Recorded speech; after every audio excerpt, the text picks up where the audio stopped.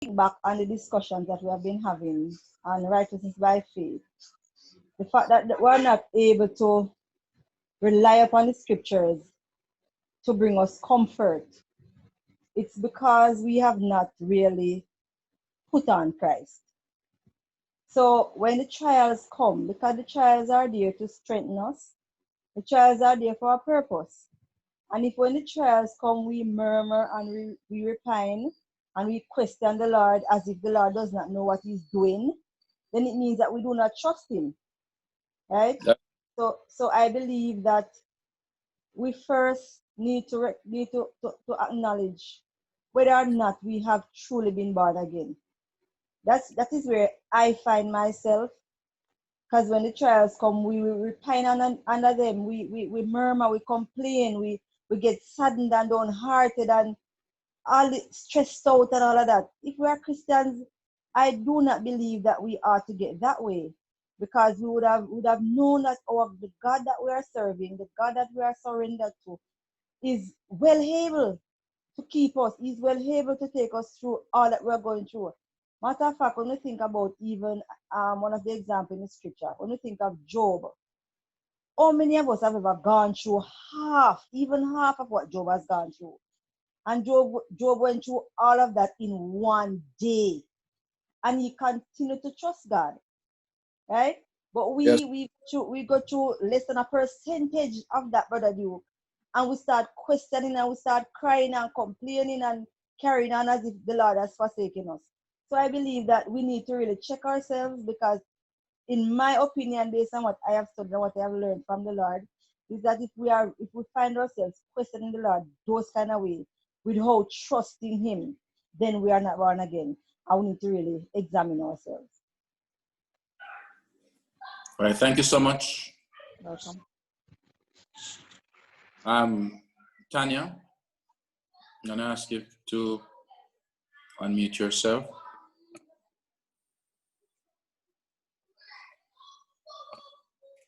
Tanya. And Eileen, I'm going to ask you also to unmute yourself. Your hands was raised. Wanted to make a point? Go ahead, Tanya. Yes. Happy Sabbath, everyone. Happy Sabbath. You know, I've gone through my Job experience, being on, my deathbed. And I remember it's really the words of so many persons, dear Christians to my heart, that kept me. It is the word indeed that sanctifies us. We have to go through these experiences. Sometimes we tend to look at other people and look at what is wrong with them, when the Lord knows what our heart, and is allowing all these experiences, though they seem so negative, to really bring us closer to him by taking away that which is associated with the carnal man. I think that's why we're able to see, what is wrong. We're able to know when we sin. But the born again experience, can we change the heart? We can't change our hearts, but thank God Jesus Christ can change the heart. I remember having patients who died of starvation. For example, there's a condition called achalasia, where you can tolerate nothing you can't swallow anything. And day by day, the moment you can't get any nourishment, that's when you start to die. Each day the body needs food. There's no food, you start to die. You just get weak and weak and weaker each day. And for me, when Paul says, I die daily, it's basically removing all that is unlike Christ, all the worries. Every day, remove all these things. Seek to do all things for the glory of God. And when you remove what is nourishing the old man, the carnal man, and fill ourselves with the word of God, sometimes we treat him like he's a story instead of. That's why I love devotion, because devotion gives you a different experience. You can literally hear him speaking to you. You can ask him questions, and even if you don't hear a voice, you turn a scripture, and there's a scripture explaining what you're asking. So one of my favorite scripture is trust in the Lord, with all thine heart, and lean not to thine own understanding, but in all thy ways acknowledge him, and he will direct our paths. So if we don't spend time with God, he has placed laws in our mind, and one of the law is by beholding, you'll become changed. If we don't spend time with God, then we'll always blame him for things, instead of knowing that he's allowing everything through his love. As long as we're not stepping out of the way to take up crosses that he didn't give to us, because sometimes we are stubborn and we do that. But the issue is abiding in him, and through the word, through knowing him, just allowing him to strengthen our faith that in times when it is so bad, it's really so hard, we can take up the word and be reassured and train the mind. It's about daily training the mind to say, Lord, I love you and I know you love me. Continue to help me to abide in your word. Mm. Okay. So second James 4. All right, so thanks for all of that. Can you hear me now? Yes, I can hear you. I can hear you now. Okay, beautiful. 38 to 41. All right. Just to mention the devotional, that devotional reading that we give. Man, it was really a good capping for what we had discussed last week and the week before. And the main thing that we have to remember, Virgin, you see when we get opportunity like this to open the scripture in this way, it is very fitting that we try not to make excuse for the things that we do, but try to see what it is that the Lord wants us to know. You see, because the Bible says the Lord rather not the death of a sinner, but that all will come to repentance. So he recognized that as we are giving ourselves, that we are children of God, he knows that we have come short of his glory. He knows that that we have not yet committed and surrender like he wants us to. And he knows that should we continue as we are going to be in serious trouble.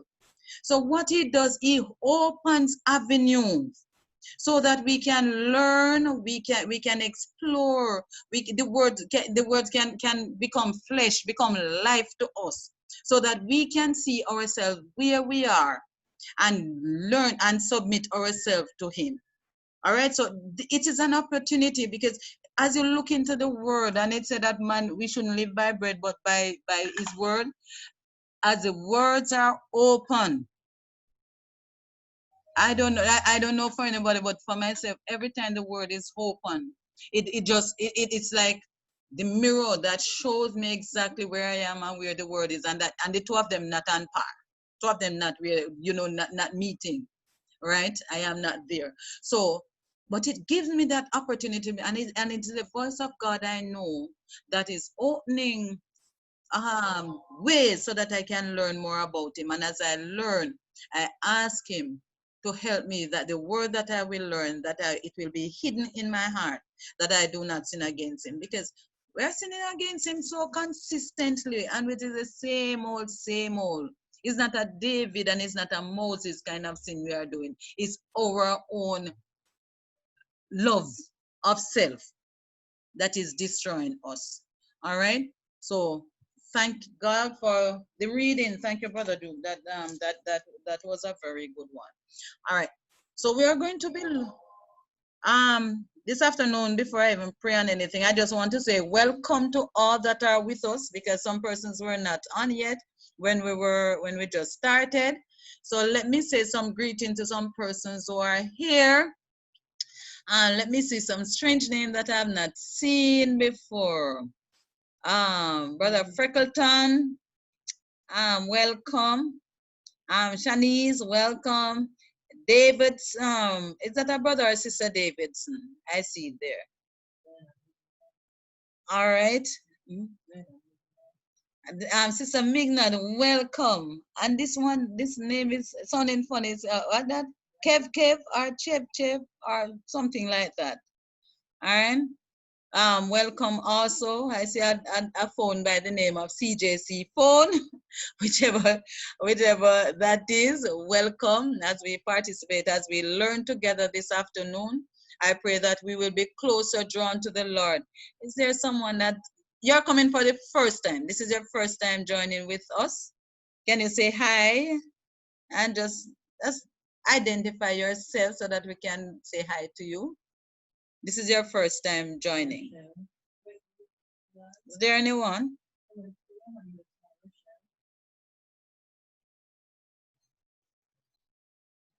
You know, for Rochelle, there's a Rochelle, I'm told. Is just joining us for the first time. Welcome, Rochelle. I don't see that one. Rochelle Bennett. Okay. Administrator. All right. Someone raise their hand. Go ahead.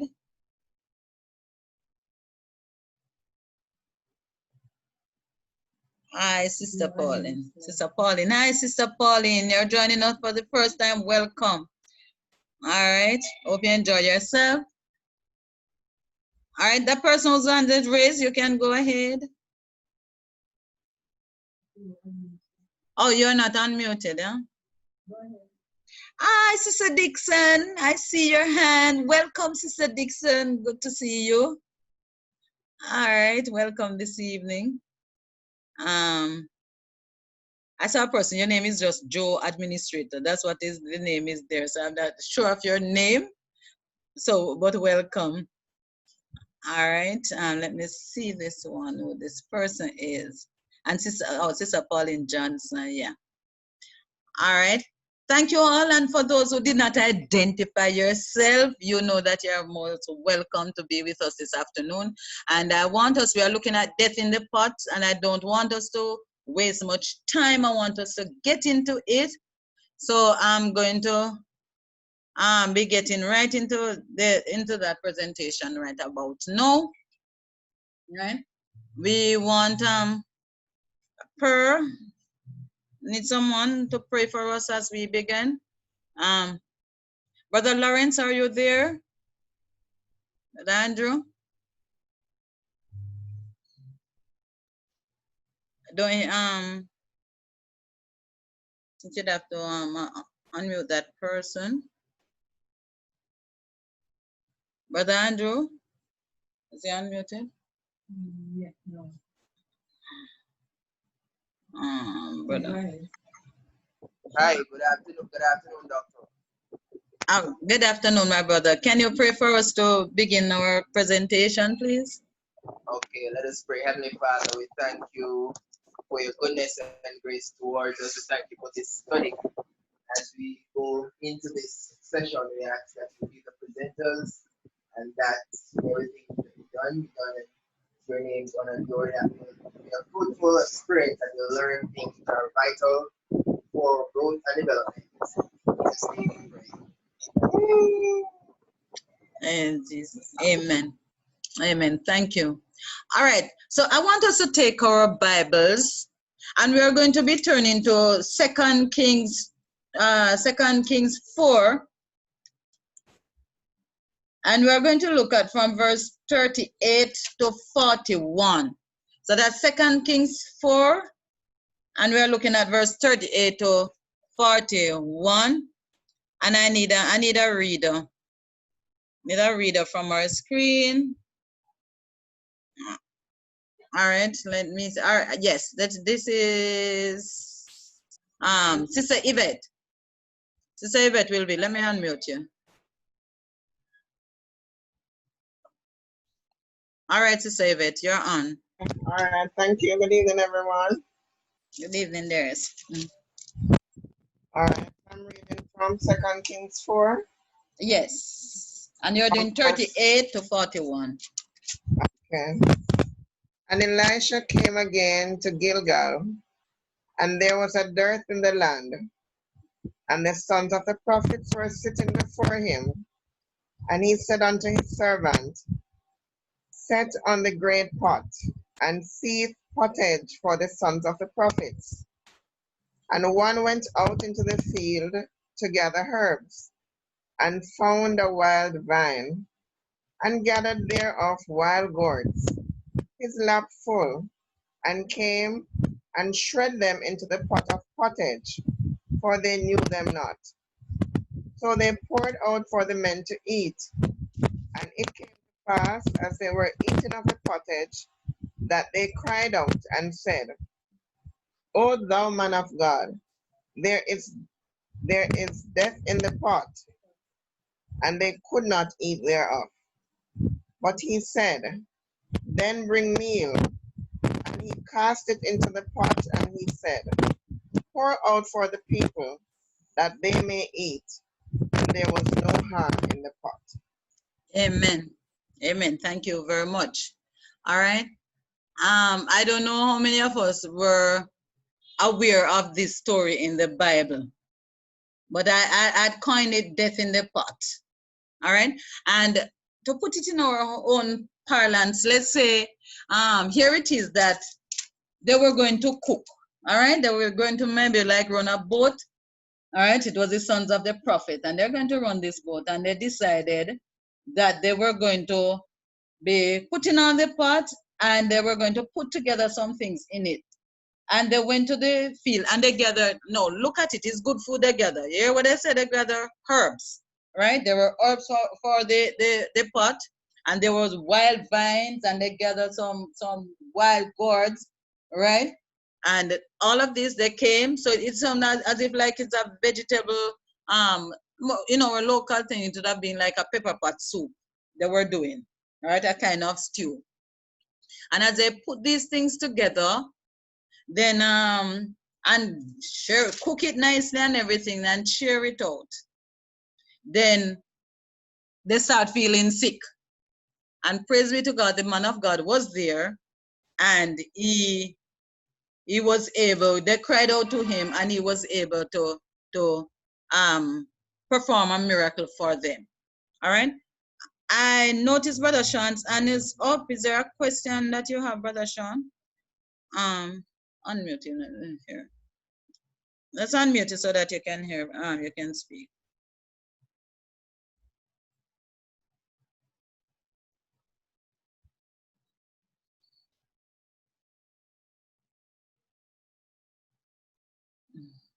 All right. Brother Sean, you can unmute yourself. Go ahead. You're hearing? Yes. Hearing? Yes. I do want to say something earlier, because I was looking at we have a discussion of I was looking at something on the screen that talk about eating between meals plays a tax upon the stomach that will surely bring disease upon the digestive organ. And the question I did ask, I was having my devotion earlier before I joined in and the study, and I was reading something from a devotional book.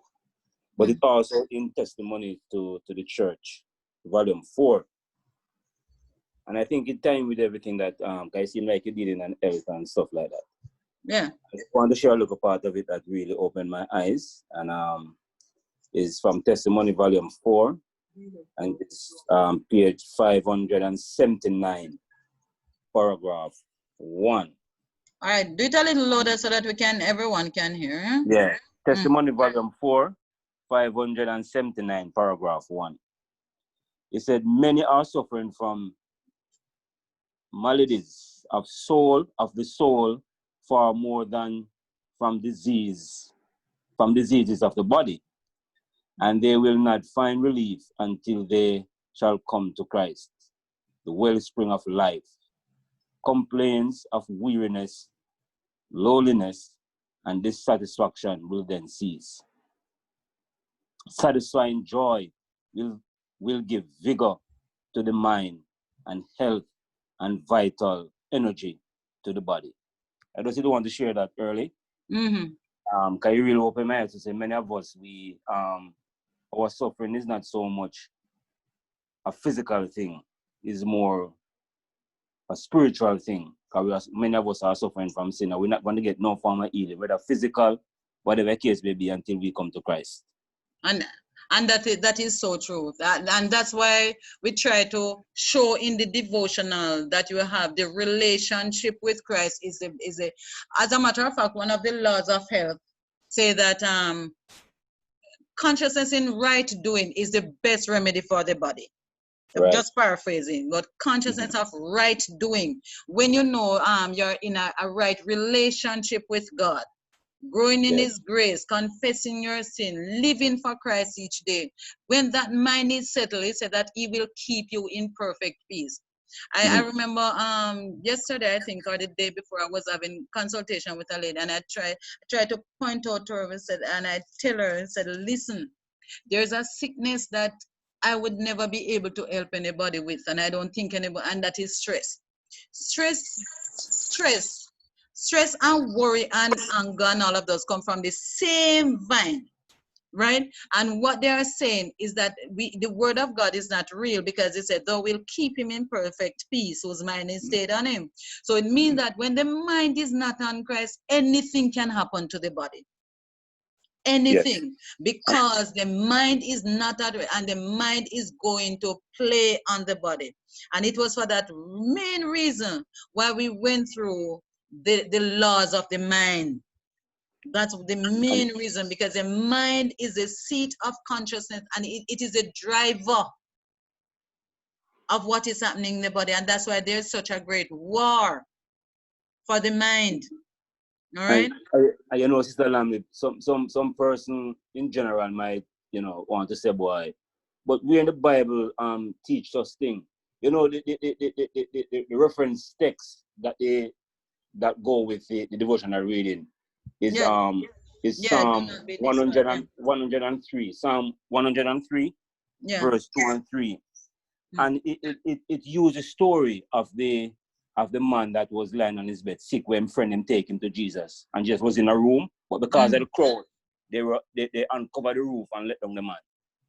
So that man's sickness, the only way he could get relief is by going to Jesus, because sickness was not just a physical thing, it was spiritual. It was spiritual. He was suffering from sin. You understand? And the only way he could get relief is when he go to Jesus. Amen. And Jesus said, boy, your sin are forgiven you. All right. So that is why when we do presentation, you know, we cannot do presentation exclusively. You have to we have to have, all right, brother Kev, I think that is the name.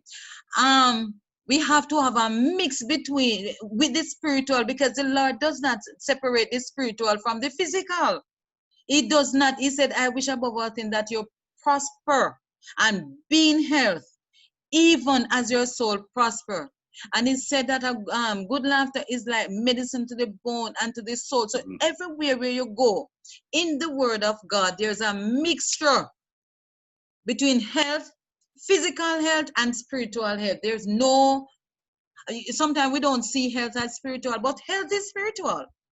Because there can be no physical healing unless there's spiritual healing. And that's why the Bible in James tells that if any sick among you, call for the elder of your church, let him pray, ask him for forgiveness, and then your prayer will be heard. Because healing is spiritual. All right? So we have dealt with all of that and taken that spiritual aspect. And now we want to look at some of the principles that the Lord has given us that physically we can follow, because it is by grace, by his word, by belief in him why we are going to be doing this. Because he said that I beseech you, brethren, by the mercies of God, that we must present our bodies as living sacrifice to him. All right. So first, before we can present ourselves, we must believe in him. And if we look at health and know that we are not doing it just for ourselves, we are doing it to please God. We are doing it to please God, then it takes a new connotation in the things that we do. All right. And this story that we read in there, it is going to tie in back with what we are doing now with how we eat. So sometimes, and a lot of times, persons will want to eat or decide that you're changing your diet and you're going to eat healthy. Some person they decide I'm going to get some nice juice and you start juicing. And because the things are healthy, you just put them together and you start juicing this. And sometimes I have a lot of stories because some of the persons they come into us and they say, man, I like to drink my green juice in the morning. I get some kale and I get some green apple and I get some cucumber, I get some callaloo. And everything is mixed up in it because what? They're all healthy food. And guess what? All the colors are green. So we eat them together, not understanding that there's death in that pot because it is not all the Lord has outlined for us to eat. Also, where might be there, this is a pottage that the Bible mentioned, and in this pottage, you look at the things that are being done. You recognize there was a lot of mixtures in there that even the wrong thing went in the pot. And many times that we are doing things, what should I put it? There's a lot of death in the things that we are putting together. All right. Yes, Julian.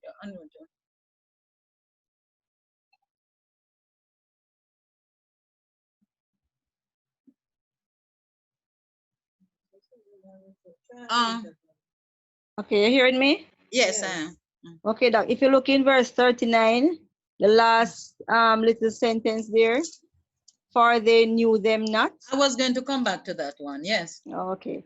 What my understanding of that, and based on what you just spoke about, persons putting all kind of things because they are green to make green juices to bring healing. If you notice that these men, it says for they knew them not. It means that they were just cooking and they didn't really know what they were cooking. Yeah. So it is for us as individuals to have a knowledge of the things that we are putting in our system that we can know how to properly do. We can't just chuck everything because, okay, everything is good for eating. We just blend up everything. We need that knowledge. And Sister White says it to us. We need that knowledge of our body and how our body works and the things that we need to put in it for it to work properly. Very, very good. So that is why, all right. And so that is why we end up with sickness in our body, and we wonder. You say, but me eat healthy, me doing this, me doing that, and you wonder what is going on, right? This screen. So we are going to be looking at it, some of the little habits that we have, bad habits that we have, and we put things together and how it is affecting us. So that was the main part that I want us to talk about. They say, for they know them not. Right? So sometimes we think we are doing the right thing, as you mentioned. All right, you are cooking your callaloo and your cabbage, and there in the pot there is your nice tomato and your nice cucumber steaming away, right? And you are enjoying yourself, and you say, man, at the end of it, you say, man, I don't like cabbage because every time I eat it, it sits on my stomach. When there was nothing wrong with your cabbage, there was nothing wrong with your stomach. It's just a matter that there was death in your pot. So instead of healing your body, it was more causing your death than being alive. All right. So that is something that we want to know. So this evening when we leave, we should be at the position where you can say, listen, food combination is very crucial to our survival as a people. All right. Okay. So we're trying to get the screen thing up and running. All right. Yes. Can you see the screen? You can see my screen?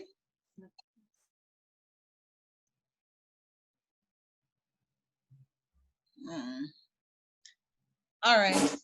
Yes, I'm able to see. You're seeing. All right. Beautiful. You're sure. Okay.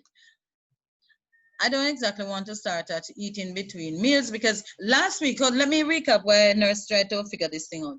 Last week we mentioned that it is our meal that we should be on either a 2-meal or a 3-meal plan, and that we show biblically that the Lord has given 2 meals as the best form of eating for those who can. And if we I said that if we give it a try, we'll find out that 2 meals are better than 3. That is so true. It is just no. Have you heard about something they call intermittent fasting? Anybody have heard the term? Right? What they are saying is that the body has a way of healing itself when it goes on intermittent fasting. And what this does, it looks at the fact that if the body goes into fasting for about 16 hours of not eating, then automatically it starts learning to break down food better, the stomach come at rest, the brain power increase, the white blood cells are better manufactured, and they look at a whole host of things, right? And when I look at it, I look at intermittent fasting, and actually, if you're on 2-meal plan, you can look at it when you have time. If you're on a 2-meal plan, you're automatically doing that kind of fast. Man, when this thing was written centuries ago, so long ago, there was no such thing like this that were told, but yet the effectiveness of it was so very, it is so very crucial right now where disease are concerned. All right. Now, if I'm going to pick up right here, so we say you can be on a 2-meal or a 3-meal. When you are on that plan, you do not eat in between your meal. I think last week we look at what happened when a group of persons were placed on the plan, and then they decided to eat in between for the experiment. And it shows that every one of them, there were meals in their stomach up to like 13 hours, even if they take the least bit of thing in between the meal. All right. So it is saying to us, when it's time to eat your meal at your set time, not when you feel like, but have a set meal time. Eat at that meal time and have absolutely nothing in between your meal. All right. Because it said eat in between meals places attacks upon the stomach that will surely bring disease upon the digestive system. Most persons who are suffering from stomach issues, it is that they don't have set meal time and they eat too much.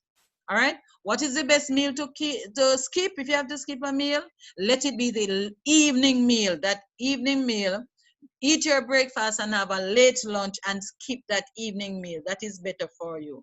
All right. If supper is needed at all, then it should be very light, right? Of things that are easily digested. So like your crackers and your toast or your fruits. All right. Or you can have like your herbal teas. So when you look at it mainly, it's better you don't even bother eat, because when you go to lie down, there should be no food in your stomach. There should elapse at least 3 hours between you eating and going to bed.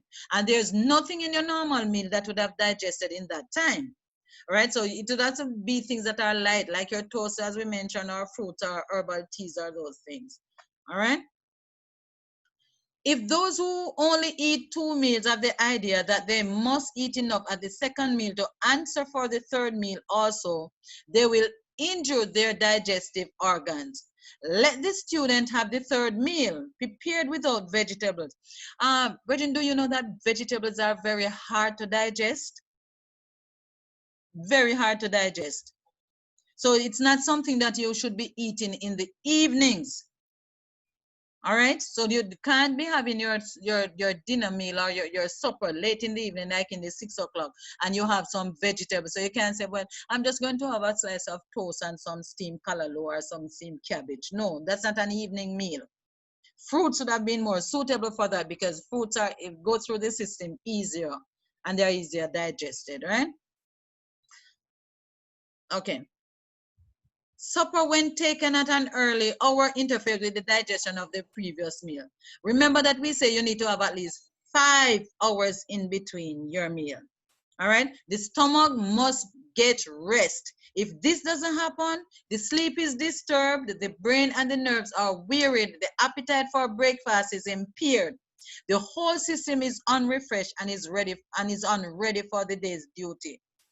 And many times when I see clients and I tell them about breakfast, they say, no, I don't eat breakfast. And I can tell you before I even ask them, oh, you eat late in the evening? Yes, sometimes I come from work late, so therefore I eat dinner late when I reach home.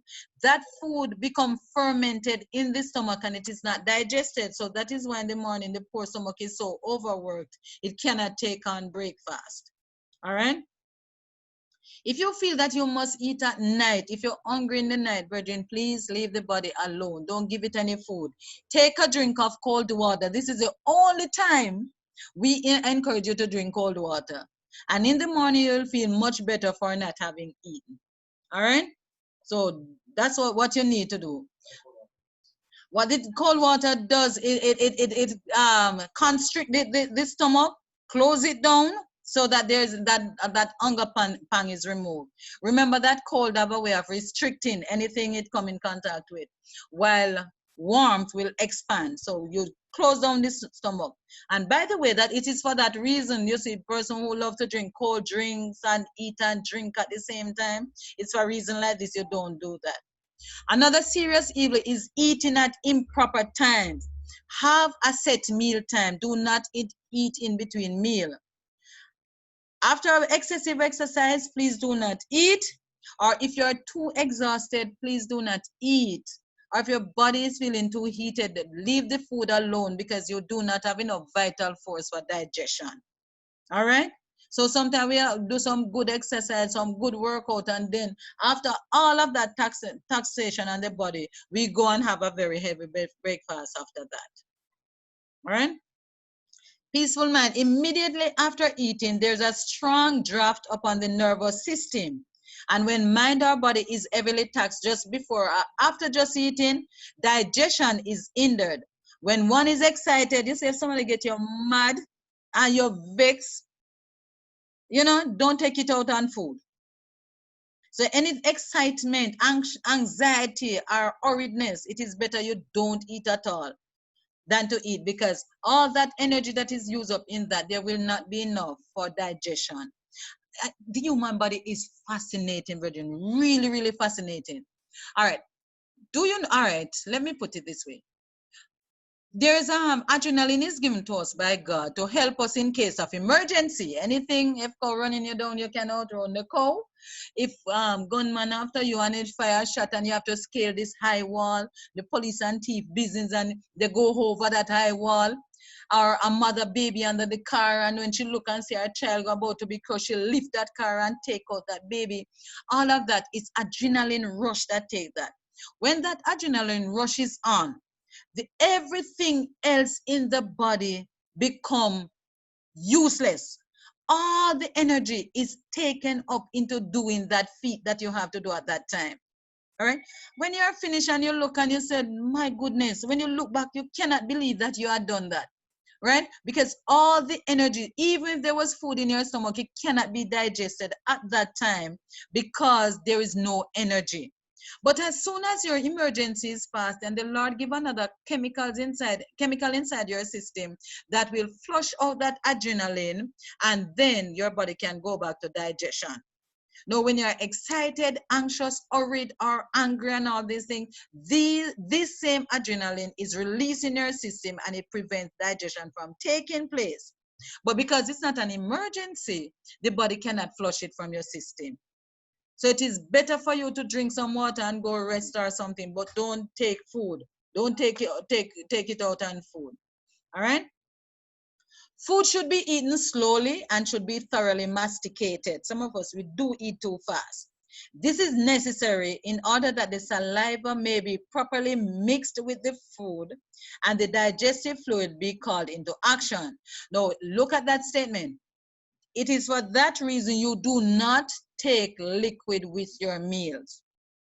Take your liquid between 15 to 30 minutes before a meal and 2 hours after a meal. If you have stomach issues dealing with, give yourself 30 minutes of drinking a liquid and 2 hours after having your meal. All right? Give yourself 30 minutes before you will eat and 2 hours after it if you're having stomach issues. If your stomach is okay, drink your water like 15 minutes before you eat, but yet leave the 2 hours after. All right? Friendly temperature. Food should not be eaten very hot or very cold. As children of God, we do not drink ice water. We do not eat ice cream. We do not eat yogurt. We do not eat very hot patties. We do not eat hot soup. We do not drink hot porridge. We do not eat, where should I put it again? We do not drink hot tea. All right. If the food is cold, the vital force of the stomach is drawn upon in order to warm it before digestion can take place. Cold drinks are injurious for the same reason, while the free use of hot drink is very debilitating to the system. All right. So anything, if it's too hot or cold, then the body has to make adjustment. All right, ice cream is cold at 38 degrees Fahrenheit, but the body is warm at 97. Therefore, the stomach needs to eat up the cold item to body temperature before it can be digested. Meanwhile, the food begins to ferment and causes bad blood. Do you know that the life of the animal, according to the Bible, is in the blood? Bad blood is where disease lives. So you see, there is death in this pot. Little things that we are doing, we are having as meal. Ice cream was not given by God. You know, I always say that there are two diets that are in this life. One is God-given diet, and there's man-made diet. The diet that man-made is to make some money off of you while I'm slowly trying to kill you, right? And there's the God-given diet that God gives food for the healing of man. Look at the things that God gives you. Is there anyone that you can have that is that cold for your system? No. If you go in the coldest of weather and you take up a jelly, when you go, it is nice and warm, right? If you look at the mangoes, if you pick a mango from a mango tree, even in cold time, and you can test it, you will find it at room temperature just the same. God give man food at a temperature that you can pick your things from the tree and have them. All right? It is man who has been tampering with what God has given us. All right? Hot drinks are not required except as a medicine. All right? So if you want to like induce a fever, you understand, you give a very warm drink that can induce sweating. All right, it is not norm. We are talking about medicine right now. The stomach is greatly injured by a large quantity of hot food and hot drink. Thus the throat and digestive organs, and through them the other organs of the body, become enfeebled. How to eat for mental and physical strength? Knowledge in regard to proper food combination is of great worth and is to be received as wisdom from God. Now, let us remember that statement. If you have any question or anything, you can always raise your hand and we will acknowledge you. All right? Knowledge in regard to proper food combination. I want us to get this right, because many of us, we are unhealthy because we are not eating properly. And then for some of us who are vegetarians or vegans, you're finding persons say, why that person don't look too strong, then look too wishy-washy. No, it is not supposed to be. It is not biblical. If you look at the children of Israel, Daniel and his companions, when they eat according to God said they were supposed to eat, they were healthy and looking way better from those who did not eat like Christ said. All right, let's say Brother Freckleton.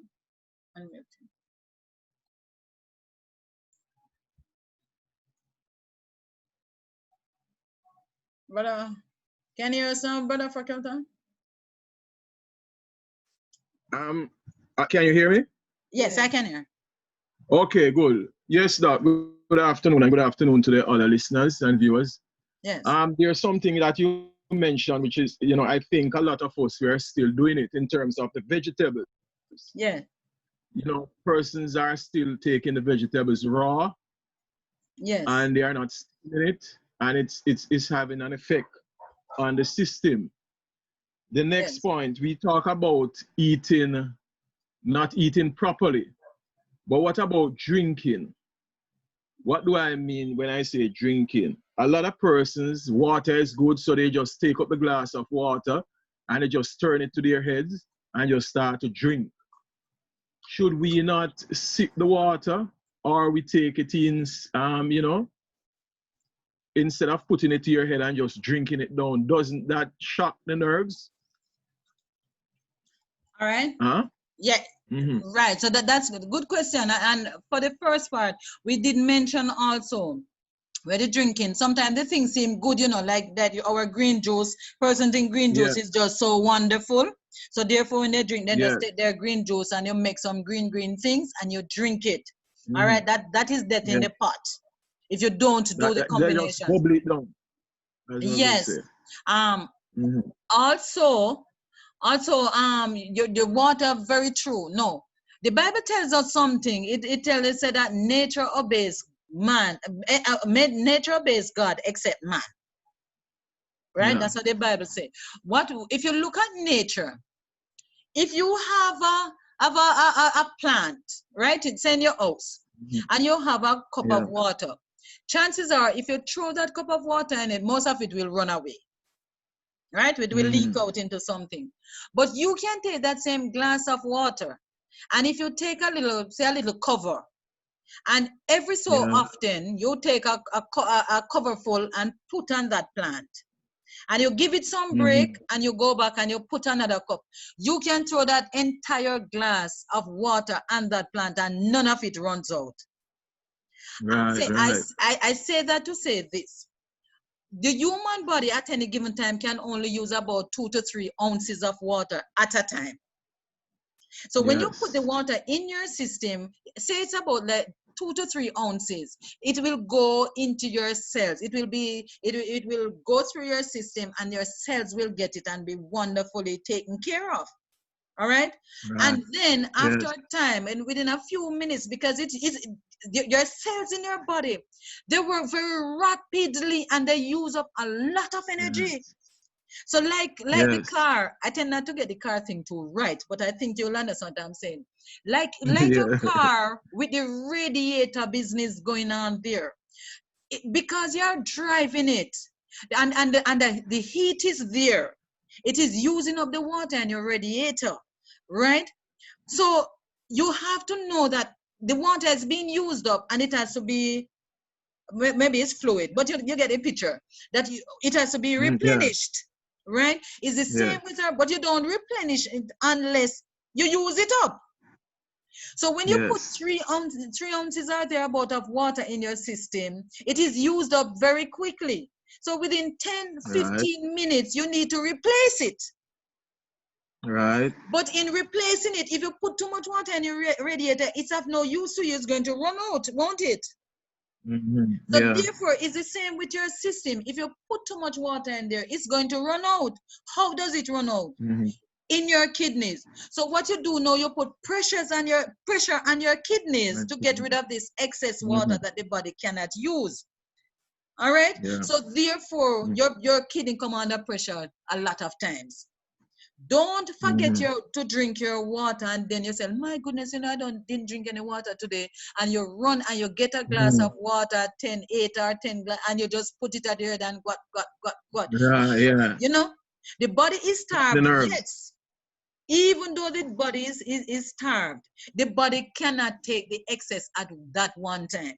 You understand? So it is better for you to sip your water. Every 10 minutes, you take a few mouthful, 2 to 3 mouthful, swallow it slowly so that it can go to your cells.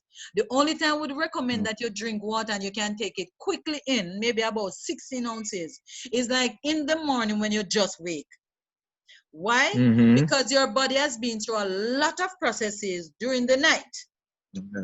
And therefore, in the morning, all of that toxic waste need to be flushed from your body.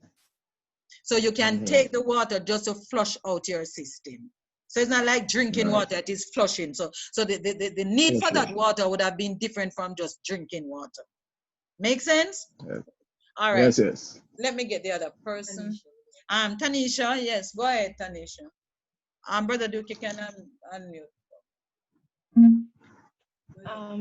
Yes, good evening, everyone. Hi. Sister Leah mentioned that persons who eat healthy, we shouldn't look a certain way, but one of the foods that give us the fat on our bodies is like the nuts. And I don't know if anybody else experiences the same thing, but to get the nuts, it's very expensive in Jamaica. I don't know about anywhere else, but to get the nuts here, very expensive. So I think some persons probably just omit that one because it's very expensive to obtain. So I think that's one of the reasons why some persons may not look as healthy as they should. All right. You know beautifully what the Lord has done for us. If you invest a little into buying a little nut, it can. If you buy like him a quarter pound, that can last you for more than a week. Why? In His mercy, the Lord tells us you only need like 10 or 12 grain. Most of the time when we eat, the pan is under and we eating. But we just need about 10 to 12 grains of almond or cashew. If it's Brazilian nut, it's just 3 we need. You understand? So a lot of persons, and this is it, it go back to the Bible verse that we did where it said, for they know them not. Because we don't know, we make wrong decisions. If we eat the amount of nuts that we need, it is cheaper than you buying a pound of chicken, where you're talking about the fat. Also, you can get your fat from your seeds. Sunflower seeds, flax seeds, sesame, all of those, they also have their fats. Another way of getting fat, if you invest in like even a bottle of natural olive oil, extra virgin cold press, you can even take a tablespoon of that at the end of your meal. The body does not need a lot of fat. All right? So you can also take that, or if it is the coconut oil, the extra virgin cold press, you can have it at the end of your meal. All right, so there are many ways. You can even use your sunflower seed. You can make a butter, sunflower butter out of that. If you get your almond and instead of making them like that, you can blend them with a little pink Himalayan salt and maybe a little oil, and you blend that and you keep and you have just 1 tablespoon of that for the day. That would have been enough fat. So it is a matter. So you see this part that we just already said, knowledge in proper food combination is of great worth and is to be received as wisdom from God. This is a lot of time where we fail because the things, and let me tell you what I believe and what I see from the word of God. You see, the Lord wants us to change our diet. He wants us to be healthy. And what is happening with what we are exposed to? With these food, it's death in the pot. A lot of the unhealthy things. So it does not make it expensive for us. He has provided it in such a way that if we do the right combination, and some things that would have the more expensive things, those are the ones that the Lord ensure that is the one that we need less of it. All right? So it is a matter of us learning how to do the combination, and we can be all right. Okay? Who was the other person? Julian. Just to make a point on something that Doc touched. A lot of times we think that we have to eat this whole heap at any given time to get the nutrients that we need. Do you know those small packets of peanut or cashew nut and whatever? Do you know that there are more than 1 serving in them? But we are so accustomed to eating half the whole pack and then still want more. But as she said, God in His mercy, that 1 pack would serve for 2 servings. All right. So yeah, that is true. Yes, Sister Maran. She's unmuted? No.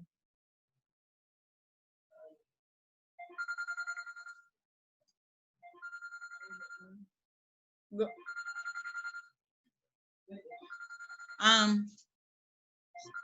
Sister Are you hearing me? Yes, I can hear. Yes. Are you hearing me now? Yes. Okay, Yes. I want to find out though. Tell us if at the end of each meal that we're to have the fat, or it is one time for the day? Not like at the a end. handful of nuts. You have 2 choices. You need fats at the end of the meal, but you don't necessarily have to have 2 handful of nuts at the end of the meal. No, I'm not saying 2 handful, Doc. I'm asking if you have, like for instance, I finish my breakfast and I have a fistful of nuts. Is it after every meal or is it just for the day that I need that fistful? So that's what I'm saying. You can have it 2 times for the day. You understand me? Okay. You can have it 2 times for the day, but you might not necessarily have to have 2 handfuls of nuts. I know. It is fat that you're looking at, so therefore in one meal you can eat a handful of sunflower seed, or you can have a handful of pumpkin seed, or you can just take a small amount, maybe a teaspoon or a tablespoon of your olive oil. Okay. So it is fat that you need at the And not end of your necessarily meal, nuts. and not necessarily nuts. Good. All right, so we get that. Look at this statement that's going. He said grains, fruits, nuts, and vegetables in proper combination contain all the elements of nutrition, and when properly prepared, they constitute the diet that best promotes both physical and mental strength.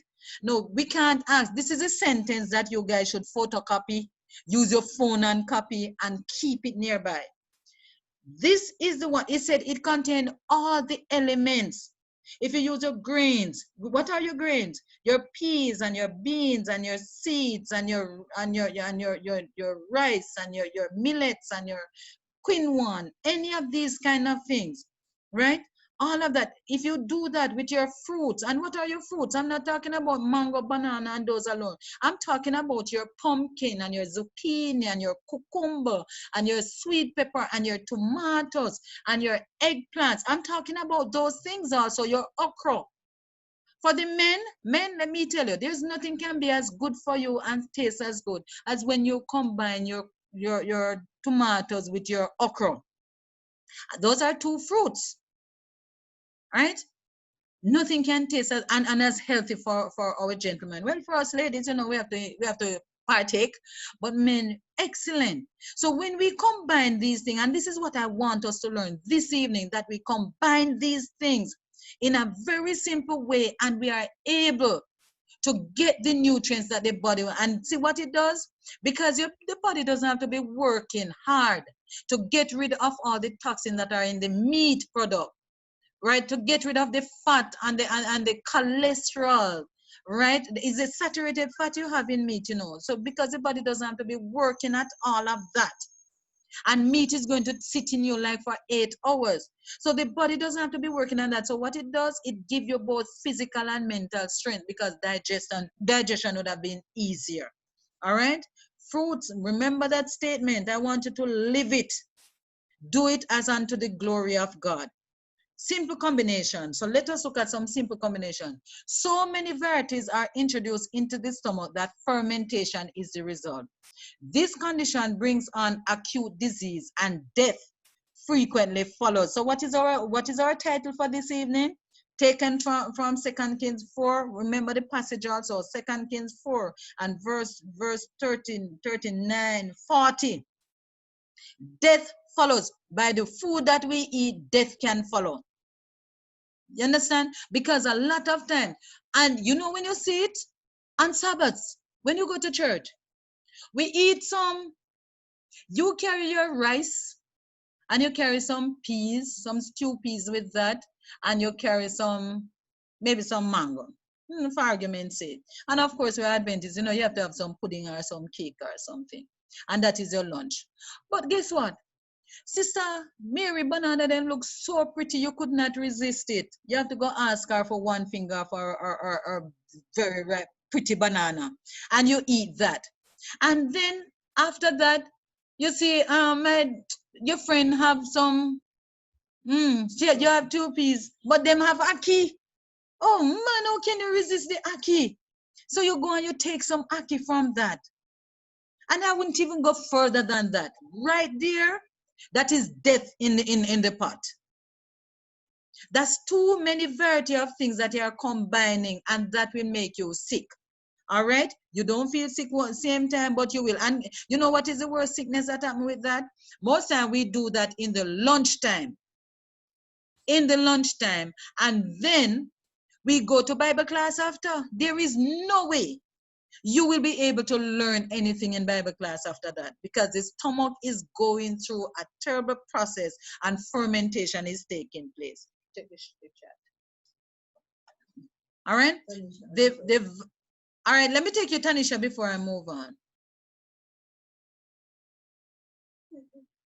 Somebody told me that medical national group is a fault because especially look are suffering, the people suffering. Why are you coming and put that in here? What is not things straight enough?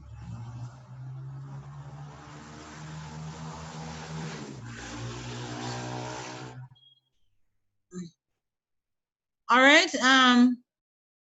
Was she able to get on? Yeah, the and that was up. All right. You said get her on? I'm done expired. All right. Yes, go, Tanisha. We're hearing you now. If you're looking about your okra and your tomato, can you add like your onion and your scallion to it and other seasoning? Yes, because those are herbs, so you can use those with it. All right. That is Scarlett. All right, next person. That is Scarlett? No, that is Tanisha. Okay, next. Is Scarlett?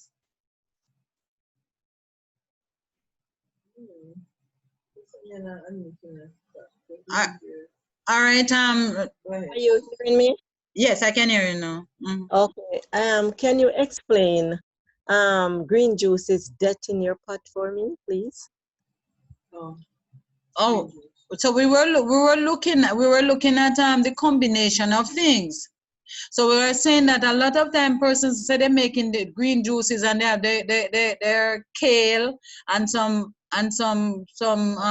callaloo, and then they have a green apple in it, and they have some cucumbers in it, and never know what else in it. But there's a mixture of your fruits and vegetable in that glass to say that you're having green juice. Fruits and vegetables should never be combined in the same meal. All right? So that is wrong. Also, I would suggest that, let me tell you something about vegetables. We are told that we should not eat raw vegetables. Why?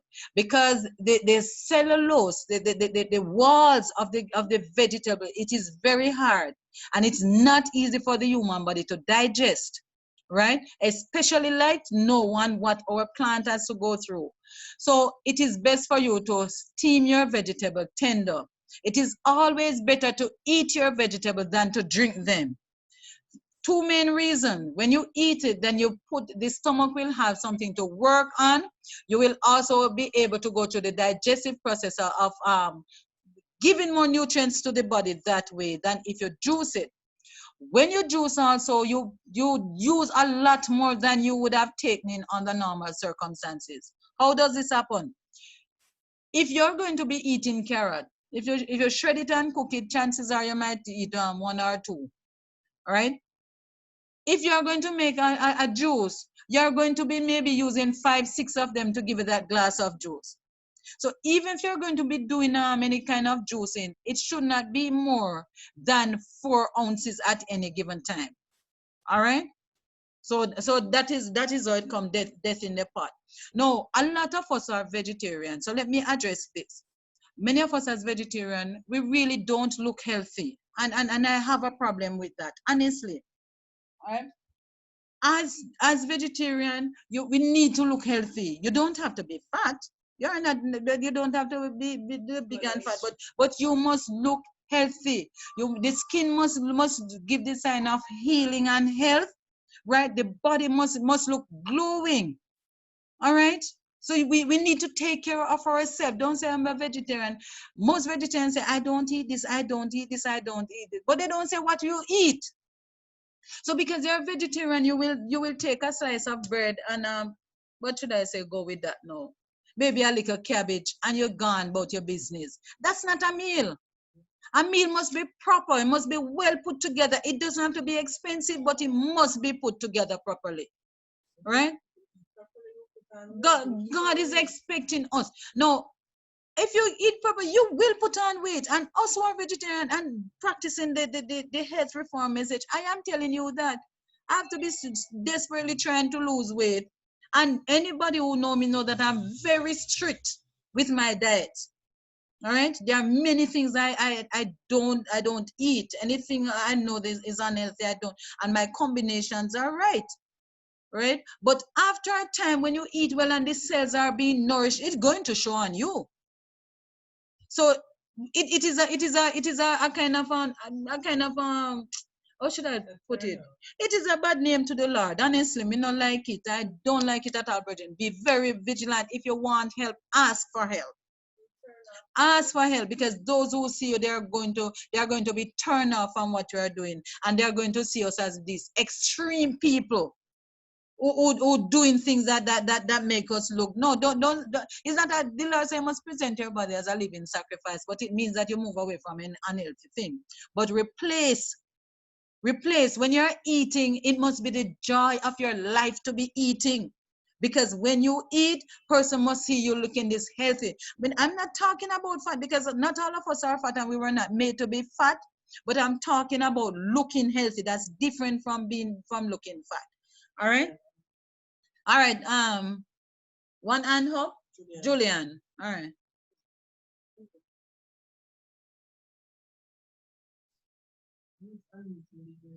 All right. Julian. All right. Go, Julian. Oh. Not happening. It's not unmuting. Brother Duke, are there? Unmute. Okay. Unmute me. Yes, go. No, unmute him. Go ahead, Julian. No. Yes. Are you hearing me now? Very much so, yeah. Okay. Just to add to what you're saying about some of us looking wishy-washy. I've heard so many persons being turned off from becoming vegetarians, especially in our church. Because those of us, I am not going to say vegetarians, Doc. I'm going to say medical missionaries. Because many of the medical missionaries, when they join the medical missionary team and they start to follow the vegetarian way, they really do not take proper care of themselves, as you rightly are saying. And it turns off a whole lot of persons who would like to become medical missionary, because they think that why we are looking the way we are looking is because we are extreme.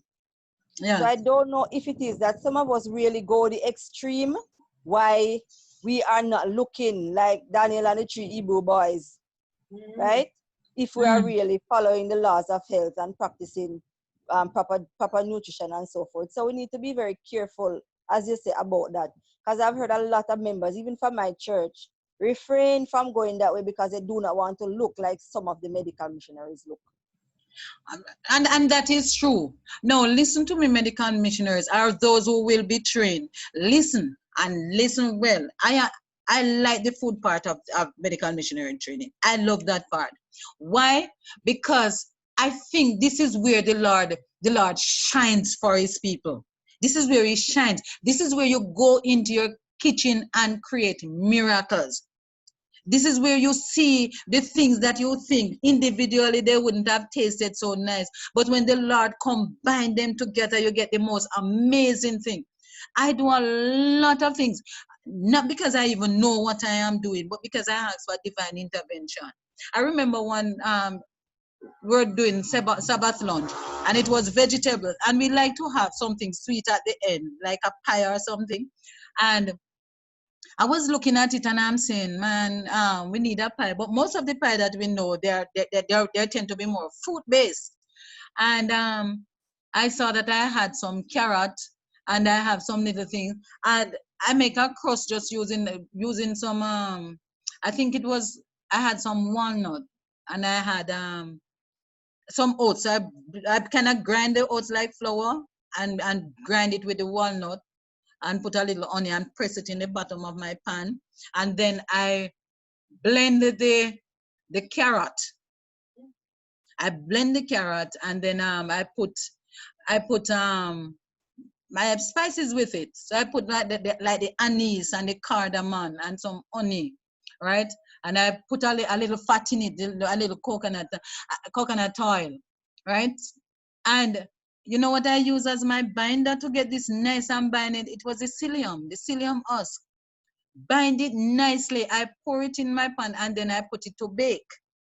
All right. And when I was finished, then I did a topping. I use some, because what I do, you know, I invest in the things. So I keep the little things together. So I had some cashew and I use the cashew. I just blend the blended cashew out and just use a little sweetener with it. And then I use it as a topping. So when you look at it, you see 3 beautiful layers.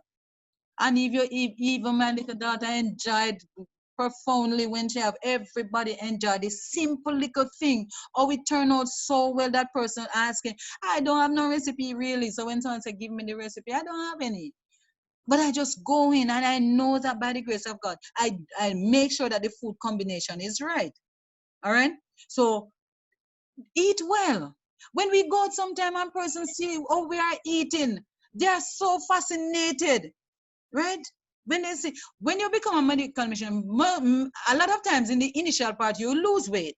And that is fine because you have to lose weight and take off all of those toxins and the poisonous thing. That's why you get better from your diseases, because many of it is wrapped up in the fats of your body. So your body will shed. But as time goes by, then you're going to start putting on back your weight. All right, but when you start putting it on, it's in a healthy manner. You're healthier for it. All right, so let me take some of these things that Marsha. All right, let's get Marsha. Let's hear Marsha. And in the meantime, I'm going to address some of the things. What is a typical meal? So we'll look at that. You get Marsha? All right, Tom, Marsha, and then. I was just saying that, good evening, I was just saying that sometimes things have to be individualized, because what might be good, say, for a husband, the wife might have more needs and might even need more of certain foods. So what might be good for one might not be a standard for another person. Okay, yeah, that is true. So whoever is on the home will have to know how to make their thing, how to combine them. Right. Mm-hmm. All right. Yeah. No, I said that in reference to what was said about sometimes we're not looking so right. So I'm saying 2 persons can be on the same diet and one look right and one don't look right. Mm. Yeah, because the metabolic rate is faster, so you need to eat more. So that's why when in the first part, you know, we said understanding the body, right, and the proper combination, it should be seen as wisdom from God. We say that to say that your body, you must know your body or your metabolism work and what it will take. Sometimes it might be the quantity. Sometimes it is that some persons have allergies to something while it will be all right for a person. But you must know and make the necessary adjustment. But you can look. You can look and see yourself. If I'm looking and I'm seeing that I'm not looking too right, if I can't help myself, I'm asking for help. You know, ask. Don't just be comfortable with it. We need to ensure that we are representing God, and therefore when Daniel and his companions were there, they were representing God. So therefore they know it was very important, because they tell how they were supposed to look. They said they would have looked fairer and fatter. All right, so they know that if they are doing the thing like how God wanted to do, then the reward would have been there. All right, so that is a point. Another person? Sean and then Krishna. Sean and then Krishna, yeah. Make the point short, please, in the comments. Yes, are you hearing me? Yes. Yes, it is true that many of us as medical missionary bring reproach upon God, the way how we upon the medical missionary and upon health and all. But it is also true that many of these people who are complaining say medical missionary look, it is also true that they use it as an excuse, not because they don't want to give up their meat eating. True. Yeah, that is true also. Yeah.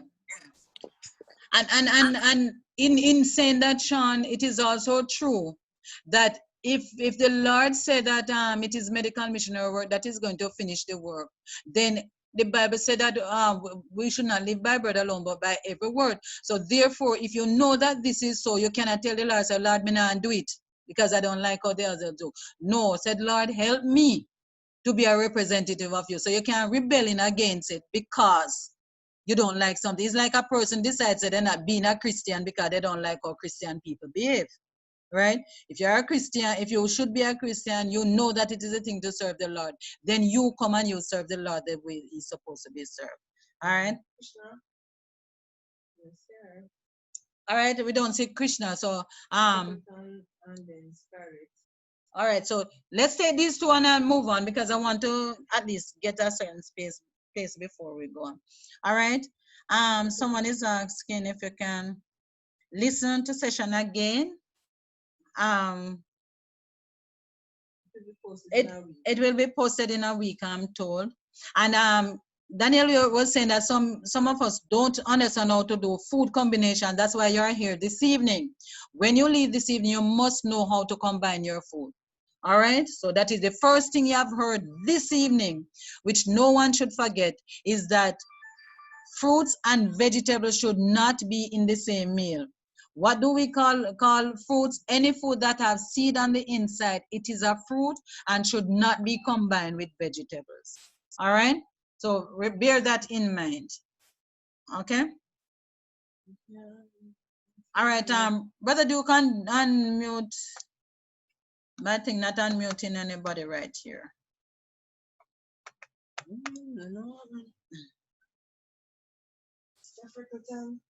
going to ask them to unmute themselves. Yeah, all right. Okay. Yeah, okay. My time? Yes. Yeah, Doc. It's more what people need to understand, and I think I think you are going to might do some presentation on that. But people need to understand it's more than food that is going to make us healthy. Food is just one aspect. Yeah. It's 8 laws of health. Yeah. So sometimes persons are eating, yes, the nice food, but what about the mind? And the exercise. Right? Do you trust God? So it's a package, you know. But the food is just one area. Yes. So sometimes they're eating good food. Let's look at even the Rastafarians. Sometimes they are eating good food, but they are smoking. Yes. Right? Yes. No, that is a disaster. So many persons who are medical missionaries and other health person, and I don't like to use this word vegetarian, I like to call it health reform. Yes. Because we have one aspect of the thing to say, boy, I wonder if I'm eating the right thing. You're eating the right thing. Are you a forgiving person? Yeah. Do you forgive your brother? You know, are you carrying a lot of things on your mind? Yeah. Right? So these things make you healthy. So it's not just the food. Food is good, yes, and that the nutrition part is good. But there are 8 laws of health, and many of the times we are only focusing on one and we're not focusing on the other. And that's why a lot of persons are not looking healthy. That's very good point. I would have mentioned that we need to be health reformers. So that is true. I'm glad you bring that up. And you know what is crucial? Another part that is really crucial to our health and well-being: exercise. Many of us, we don't exercise. Right. We don't exercise at all. So the poor little skin of the toxins sit down there and they don't have nowhere going. You understand? Nowhere to go. Nowhere. Another thing that can let us look dragon and weird down is that we don't go to bed on time. So the rest is affected. Yeah. So there are I'm glad you mentioned it because there are so many. The Lord called us to be health reformers. Medical missionaries, those who are medical missionaries, we should be health reformers. All right? Okay, let me hear Sister Scarlett so that I can get in as much as I can. Yes, hello, are you hearing me? Yes. Okay, I just want to share on the part of the skinny part that you said. You know, I remember when I take on this thing and I come home, I was so aggressive with it, right? I went into my kitchen because I was told, take away what you have in your kitchen and throw it out. So I started, you know, not to eat in the things that I had and started on the diet thing. And I tell you, Bridget, I come down so skinny and mad because I approach it and did not understand it properly. Yes. But when I go to church and I am going to tell people about, you know, not to eat this, not to eat that, and they must become medical missionary and all of that, when they look at me really, they really don't want to be a part of it. When I come home, my family is not a Seventh-day Adventist, and when they see me and the way I started to look, you know, none of them wanted to accept it. And what I had to do, I had to rewind and come again. And so I started to study back and go over the thing. And then I take it on another approach because none of my clothes couldn't fit me. I had also take in them and give away some. And let me tell you something, when I rewind and come back again in this thing, I get so fat. I get so fat. And when I started to present the thing, let me tell you, people started accepting it. My family started to come over, eat what I am eating, and they want some of it and how to learn how to look after them. So we just have to learn and practice what we learn. Okay, and that is true. So get the thing. I know you become zealous when you are just coming over, but at least learn the thing and make the necessary adjustment. And someone had asked, and let me address it even before I move on. What is a proper meal? Your meal must constitute the major nutrients that the body needs. All right. Fruits, you must have your vitamins and minerals. You're going to have your carbohydrates. You're going to have your protein, and you're going to have your fat. So someone asks, what is a typical meal? All right, let me use, now is mango time. So, unfortunately for me, I have mango tree, unfortunately. So, I love mangoes. Mango is my raw food. Have some raw food before you have cooked food. If you're going to have a fruit meal, right? So let me differentiate the two of them. And I think it will answer the other person's question also. So I'll have the mangoes first, all right? And then I will have the cooked meal after. Good amount. Remember, you need 2 to 4 servings of fruits, all right? 2 to 4. Now, a mango, say I'm having a Julie mango. A good size mango would have been maybe about 3 servings, all right? Or 2, depends on the size of it. But of course, I have about 2, not more than 2, all right? And then, and if it's like, come on, you can have 2. If it's East Indian, I guess you're gonna have 1 because East Indian tend to be on the bigger size, all right? If it's a papa, you have like a ½ pound, which is being like a handful or something, all right? Banana. If it's banana, you don't go more than 2. Remember, these are the sweeter ones, so you want to control the amount that you're eating. So you have that is a raw food. After that, then it's going to be your cooked food. What can it be? It's morning, it's breakfast time. Depends on what you eat. So you can have your yam and banana and chocha or dashin or whatever kind of food that you have. And you're going to have some morning time. Broad bean does well, lentils, especially the red lentils, split peas, those are excellent. Those for breakfast, all right? And at the end of it, you can have some nuts or some pumpkin seed or some sunflower seed or a teaspoon of your oil, and you're done. That's a complete meal, right? If you have that, if you are doing the cooking, that is one. If not, you can also go now, let's do say cereal. Can most person do porridge? So we can have, you'll have your fruit. So if it is ripe banana you have in, then you have your 2 ripe bananas. And you can have your porridge. So you're looking at your cornmeal porridge or your bulgur porridge or your oats porridge or whatever kind of porridge, and you're going, banana or plantain, you name it, you have that, right? And that is your porridge. So you have that, all right? Now, it is good while you're taking that you take some kind of your peas also, all right? Or if you're not going to have any peas with that, that is good enough for you. If you're making the porridge, please make it thick, very thick, so that you can eat it instead of drinking it, all right?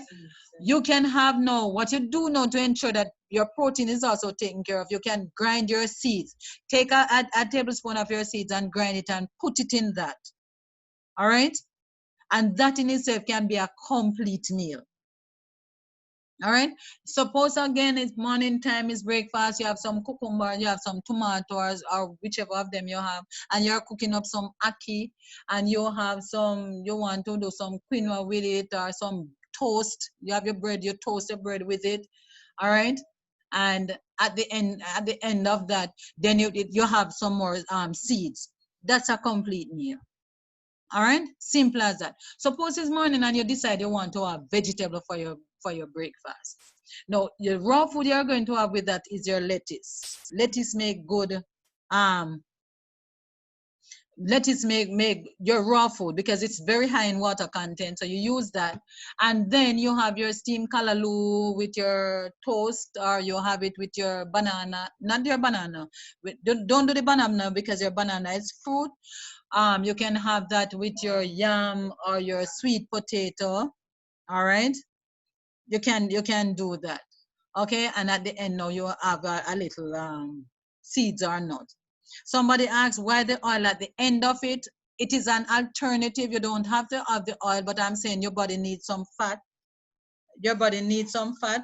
So therefore, what you will do, if you don't have some fat, then you can just have the oil. So that is how the oil came in. I was making the point that when you don't, and at the end of the meal, because their fat is the hardest part of your meal to digest. That's why you have your nuts at the end of your meal. That's why you have your seeds at the end of your meal. That's why you have your oil at the end of your meal. Because it is hard to digest, it takes longer. So it will keep you for a longer time.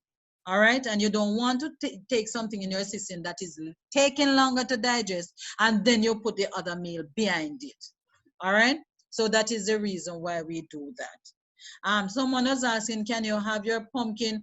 There are some food that are called neutral, so that like your potato and your yam and those, you can have those with your pumpkin or your banana and all of that. So you can put that in your soup. All right, somebody was asking that question. All right. What was the other question? No, let me see. Which was the next? I think, does that answer the question? Vegetables. So you just avoid the pumpkin. All right. I think that the end of the question. So let me just try and get in some more slides. All right. The variety of food at one meal causes unpleasantness and destroy the good which each article, if taken alone, would do to the system. So, you know, sometimes somebody might buy a food plate, and in that food plate, you have some mix up. You get a piece of banana, you get some melon, and you get some orange or some papaya or some, whatever. Mix up that you end up with 4 or 5 variety in that one food plate. That is not good. And you don't get the nutrients that you would have gotten from the food by itself. So if you're going to eat your fruit, don't do the fruit salad with a mix up. Have 1 or 2 kinds of the fruit. So it's better for you if you eat 1 banana than eat the plate that have a little piece of banana, a little piece of mango, a little piece of that. It's better if you eat the 1 banana because you get more nutrients from that. I hope that's clear. What is a serving of food? It is basically a handful, a closed handful. That is a serving of food. All right? So just to give you a little idea what we are talking about. All right? Do not have too great a variety at a meal. 3 or 4 dishes are a plenty. At the next meal, you can have a change. The cook should tax her inventive powers to vary the dishes she prepares for the table, and the stomach should not be compelled to take the same kinds of food meal after meal. Sometimes, you know what we do? We cook something in the morning, and in the afternoon, we eat the same thing. Well, I know that sometimes we can say that's because we don't have anything else to eat. But look at how we can vary that diet. You can say you cook banana and yam and sweet potato and dumpling in the morning, right? And suppose you find a few grains of ackee, and therefore you look at about your ackee, and you eat maybe some tomato with that, and you have that for your breakfast. In the afternoon, what you can do is just maybe if you have a little callaloo or a little cabbage, you can just steam that and have it with your yam and your potato and your dumpling. All right, and then you have your little seed. So that is how you can just combine it without you having to go back and do the meal all over again, for those who don't have the time to do that. All right. Is it important to know the difference between fruits and vegetables? It is very crucial. Why? Mixing fruits and vegetables at the same meal causes fermentation in the stomach. All right, so it's very important that you know. You eat too great variety at one meal. Fruits and vegetables taken at one meal produce acidity of the stomach, and then impurity of the blood results. And the mind is not clear because the digestion is imperfect. So can you just see the big picture of how by you eating, just by how you're eating, we are actually killing ourselves? Fruits and vegetables should not be taken at the same way. What it does, it creates acidity of the stomach. And I have treated a number of persons who have acidity of the stomach. And I tell you, it is not a good sign. One of the things, if the stomach is not working well, the body is unable to digest nutrients, and most of them become deficient in vitamin B12, and also the B vitamin, because the stomach become nervous. Is a fresh fruit salad an excellent choice for dessert? No. Fruit should not be eaten after a full meal of other foods.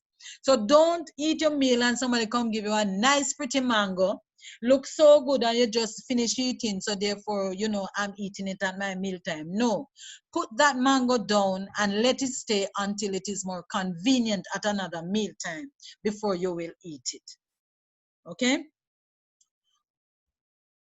Kind. The Lord, when it said, where have we seen this word kind before? That is how the Lord make things. He create things in kinds, right? So he make every living thing after its own kind, and that is Genesis 1 verse 21.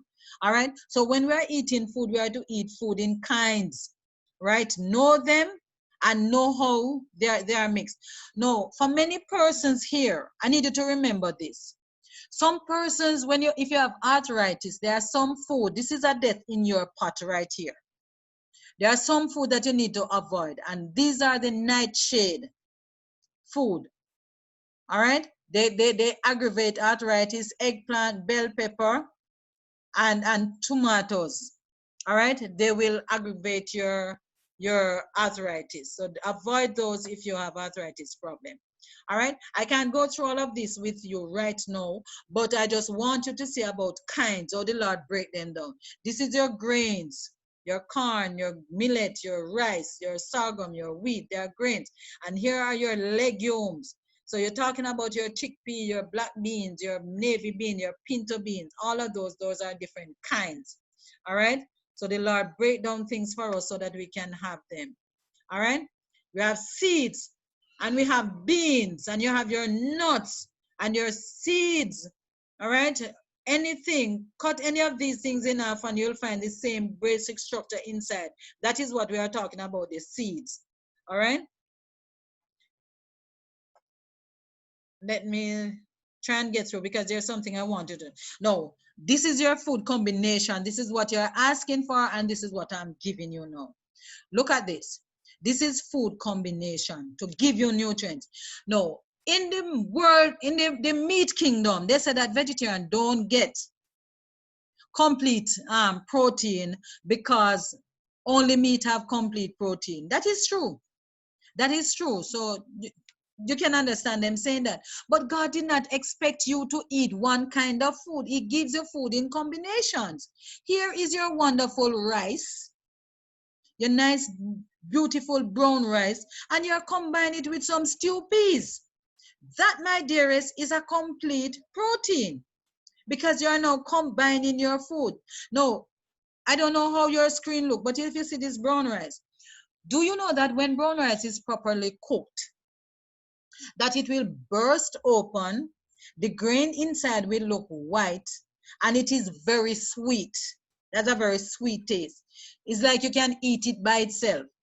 because rice is a berry, all right, and it has a nice sweet taste. So this is a combination to give you a complete protein, all right. And it doesn't have to be this being it, you mean other kind, all right. Eating legumes and grain either the same meal or during the same day. Let me mention something. Do you know that in his mercies that God does not look at, the body does not look at the food that you eat at one meal. What it look is the meal that you have had for the day to ensure that you have the right nutrients mixed for that day. All right. So he said either the same meal or during the same day, our body gains the correct amount of all amino acid necessary to synthesize its own proteins. The result is the same as if one had eaten animal protein. And I say, hallelujah, glory to the name of the Lord. Don't let anybody tell you that you lack because you don't eat meat. It is not true. With the advantage that grains and legumes contains little fat and no cholesterol. So you say, oh, we are blessed. Don't eat your food in such a drug way that when people see you, they look like, Lord, Miss Seraphim, look where I eat. Oh, no. Yours must look so pretty, so well put together, so well seasoned, so tasty that when you eat it, they must look envious. I remember when I used to work in government office and I carry my lunch. Lord have mercy. They have to get up and come look in my man. Joe, what is that? I can't taste this. I can't taste. And they want to taste my food. They're sitting down in front of their chicken and whatever they have, you know. But they wanted to taste mine because when they look at it, their food can't look like mine.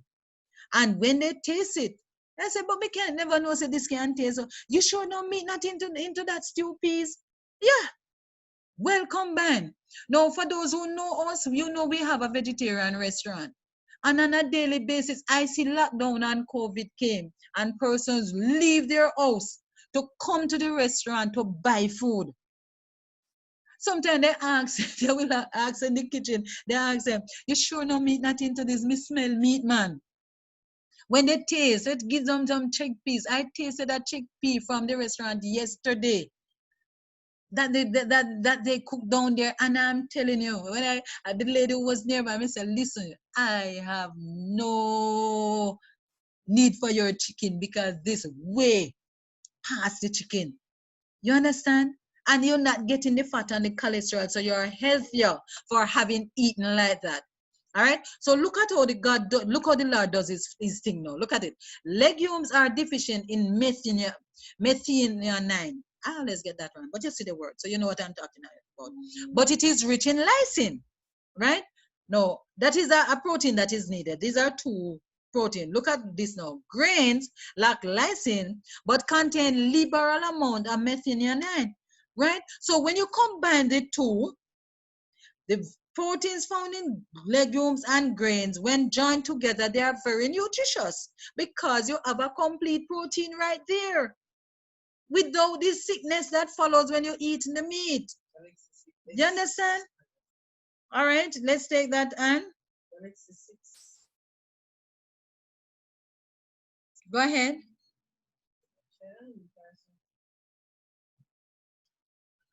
Hello.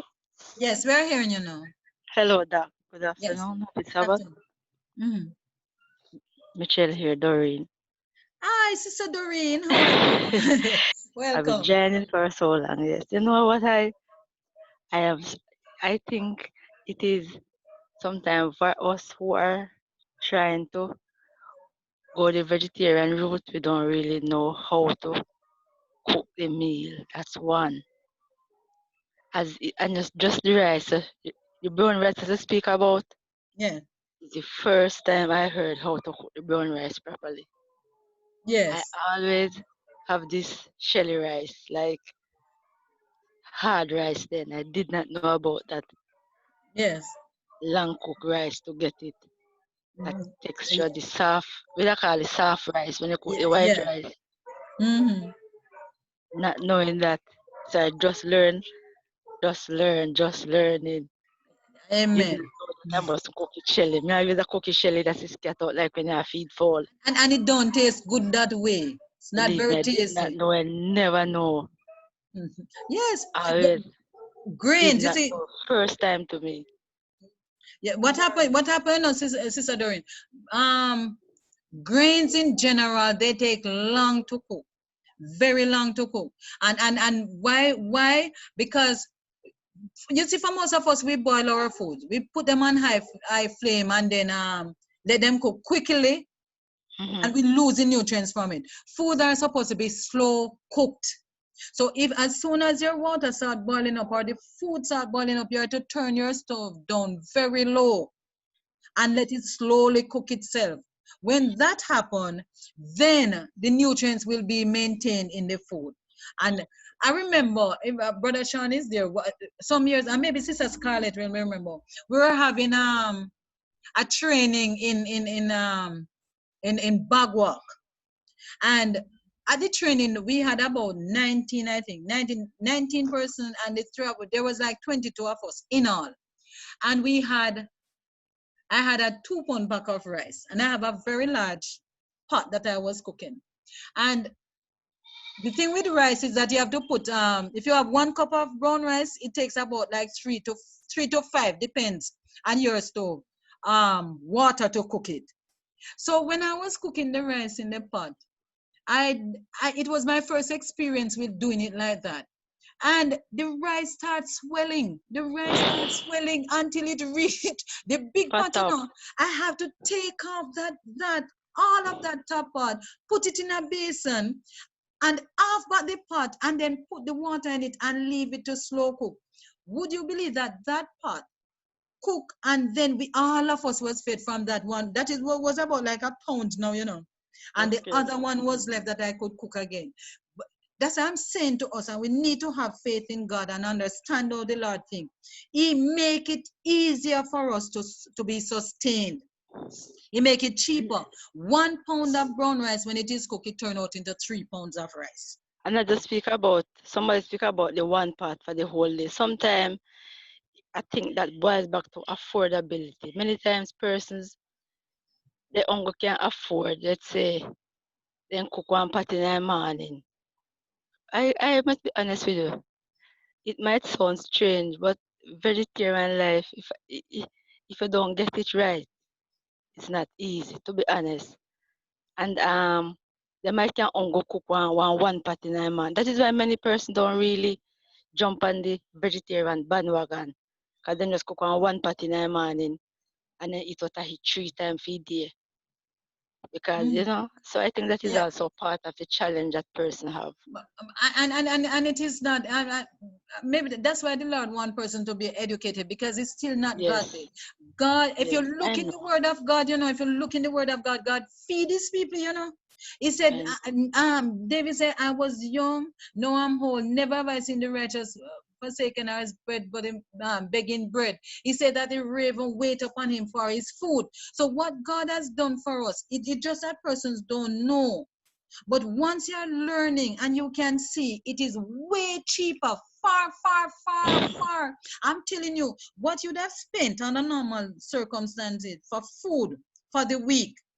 Say a person will spend cheap, $5,000 for food. If you should get the vegetarian meal right, because look at it, you can't buy a pound of chicken to feed your family.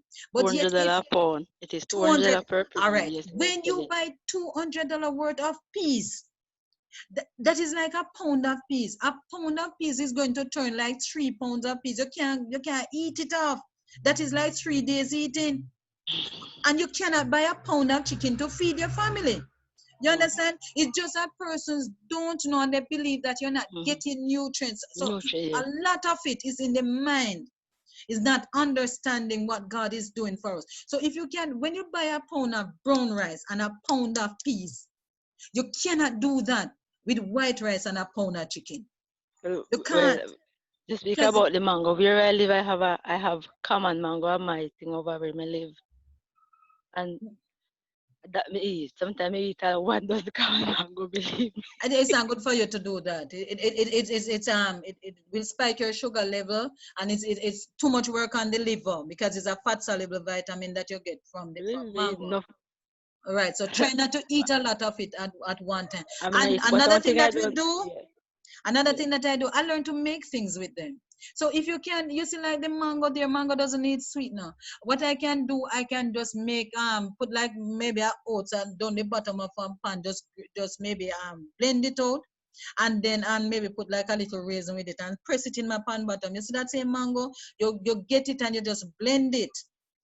Right, and you can put maybe if it's cornstarch, you have some person might only have cornstarch, and you just blend it with it, put it inside of over the oats with the bottom, and then you bake it, and you end up with a nice pie. Just as simple as that, and you can just sprinkle like a seed or something on top of it. So little things. It's a matter of the presentation itself can make a great difference in what you are doing. So to that be the same mango, the same mango, but you're eating it in a different way. So many things. You understand? As I go, I want to have a discussion with you after here. Okay, when I finish. All right. So, all right. So let me look at this. So let's look at the simplicity of diet. And this is Genesis 25, 33 and 34. It said, Jacob's tempting meal was bread and lentil soup. Simple meal, you know? Simple meal. All right? All right, go Angelo. Let's hear from you. Yes, I want to say something on the whole vegetarianism is expensive. What I always say to myself is that it's cheaper than Dr. Bill. Yeah. When you eat right, yes, cheaper. So better you try and buy the thing like the nuts and the grains and eat them, and you will save money going to the doctor. But my question, doctor, is when do you eat sugar cane? Sugar cane is a grain. It is a grain, you know, so it can be had with your meal. So you can have some of it. You can have a few before you eat your meal, or you can have a few after you have eaten meal. There's no set time for it, because and you can have it with either fruit meal or a vegetable meal, because it is a grain also. That's what I want to find, whether it was fruit or vegetable. No, it's a grain. Either of them you can have it. You can have it with either of your meal. Thank you. Right? You don't take a lot of it, because guess what? Remember, it's liquid. It will be digested with the rest of your food. Yes. All right. So but you don't want to make your meal too liquidy, so you can take a few pieces either way. All right. Thank you. You're welcome. All right. So I'm looking now at the simplicity of your diet. So Jacob's tempting meal, bread and lentils. Ed, you can't get anything better than lentil soup. You know, when you talk about nutrients, rich, you cannot ask for more than lentil soup. Iron, packed with iron, very tasty. All right. Use up your lentil. Boaz gave his men bread and parched corn. You see? 1 Samuel 30, verse 11, bread, dried fruit, and water. Refresh a faint and hungry Egyptian. Bread, dried fruit, and water. Right? 1 Kings 17, 13, and 14, Elijah only had bread and oil for a full year. Can you imagine? So you see, I am saying it is not godly for us to believe that it has to be expensive. It doesn't have to be. If you can find most of your mango tree around you, just enjoy the one that you have. You have bread is like a staple in everybody's house, right? You can make, even if you're dumpling, sometimes you don't feel like boiling your dumpling. The same way how you do it to boil it, you can just roll it out and you can bake it. Put a little oil over it and you bake it nicely and cut it up nicely, and you have your little roti going on there. And well, for me, when you make it that way and you have your split peas or your lentils or your red lentil, and you just wrap it in there and just make it look like a nice little wrap, and it look pretty. And you just slice it nicely down there and you sit and you have it. And right beside your plate, you're going to, if you have a little cucumber or you have a little tomato, you just put it there. And on the other side, you have your little seeds or your nuts. And somebody look on your nice little simple plate, but it's attractive, very attractive. All right, so you can do that. All right. Here's some more of it. So let us look at it. In 1 Kings 19, 6 and 7, the angel gave Elijah bread and water. Right? 2 Kings 4, 38 to 42. This was the one that we're looking at. vegetable soup, barley bread, corn, food at the school of the prophet. Simple meals, but they are nutritious when they are combined.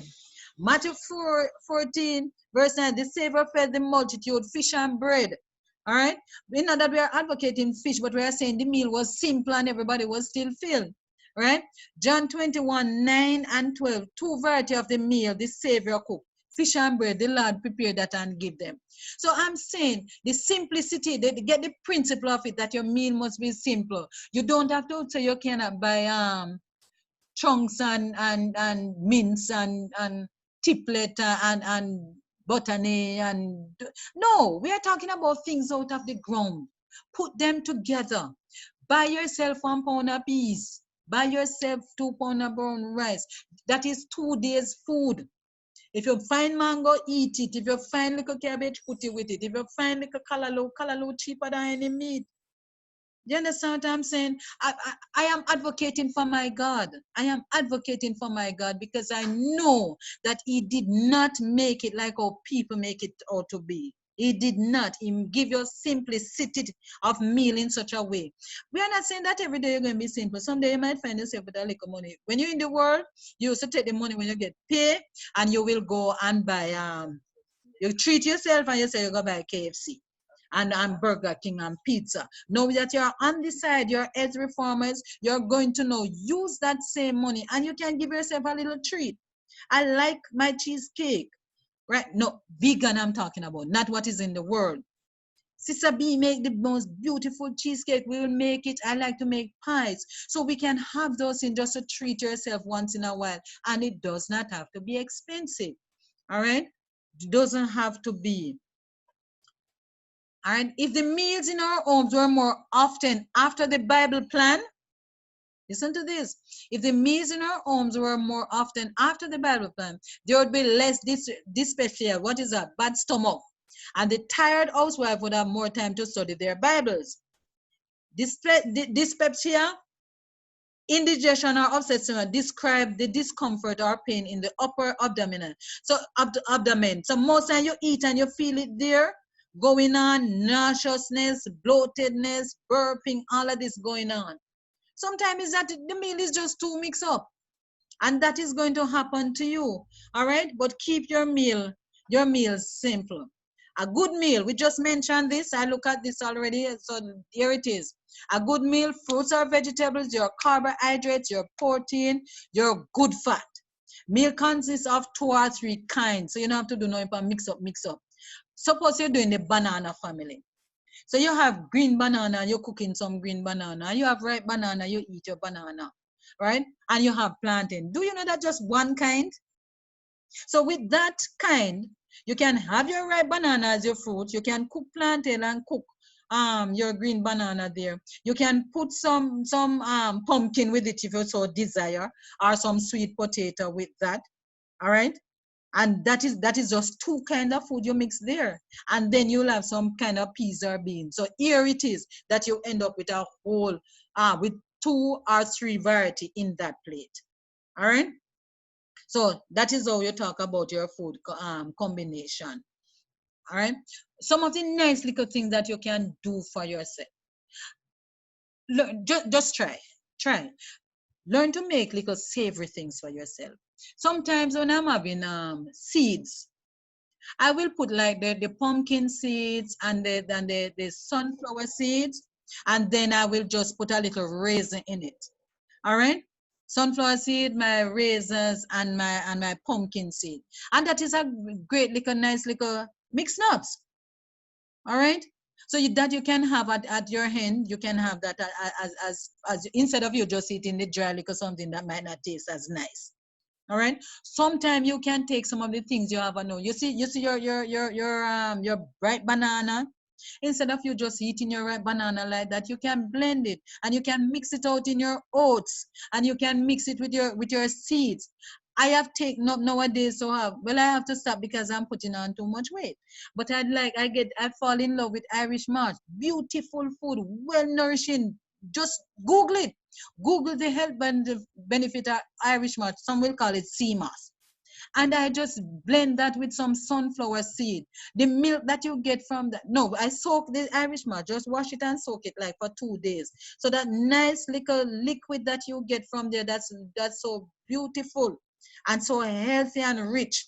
I just blend that with a tablespoon or 2 of sunflower seed, and then I just put with that a little honey and a little pink salt. You don't want any other milk. I will just put some oats on that and maybe some chia seed, and listen to me. You savor it, and while you're eating, you say, great, praise God from whom all blessings flow, because it is tasty. You understand? So there are little things that we can do. But the important thing is that you have to remember that why are we doing this? Why are we looking at our diet? Because the Bible tells us that we are to present our bodies as living sacrifice. It must be holy and it must be acceptable to God. So in putting these little things, we can be helping ourselves. There's something that a person asked in the group, and so let me answer this question. Is that the record? There was the question said. The question was the lady who she wants to know about the recording. So I told her that the recording will be posted 1 week. And the lady with blood pressure, and walk and get your sunlight. Yeah, these are good advice that we can use in trying to help ourselves. I think that's the end of my presentation. Yes, that's the end of it. Somebody was asking a question. Yeah. Ask your question. Go ahead. Ask your question. The person is unmuted.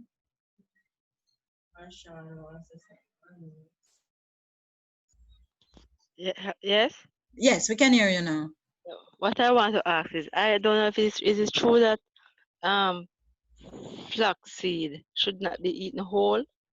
Yes, it is true. The body cannot break them open, so it is best for you to grind them first before you use them. But try not to grind a lot, because it loses its potency over time. So just grind enough for a day or 2. Okay, well, there you go. You see, sometimes, and I just speak about the Irish Moss. I went to the health food store this week, and I bought the one that they call the unwash. You have the salt and so on it. Yeah. Right, and I speak about having yeah. So that. you can. Well, I don't prepare it as it, and we have it in the pack put down same way. Wash it carefully. Wash it up nicely, and then what you do now, you set it in water. You don't. Some persons cook it, but if you want them live enzymes in it, then you don't need to cook it. You can just put it in water and keep it. You can keep it in your refrigerator for maybe like a day or 2, and you will see that it's become very liquid, and it will swell. It swells a great deal. No, because well, I didn't know that one. I didn't know the one like a maga dry one. I see them a walk and sell on street side. My favorite macaron. Yeah. So there are different kinds, and deep sea will give you more. I know. Yeah. Okay. All right. Next person. person. I don't use it. I don't prepare it. All right. So prepare like I was telling you. Next person. Yes, Sister Lamley. Yeah. You make reference to that fruits should not be eaten after a meal. Can you give me the reference of that, please? I just passed it. Just pass it a few minutes ago. All right. As soon as I find it back, I'll give it to you. I read it further on. All right. There was another question. All right. I think that basically that is it. I thank you very much for your attention. Thank you. Yeah. Oh, by the way, nurses is posting the sunflower seed, the sunflower seed mass recipe that we do, so you can see it and you can do it for yourself. I need to mention something also. We are preparing some packages. I had asked you to see if there's somebody you know who is in need. Somebody and shut in, or a person who is not well, a person who has who, you know, very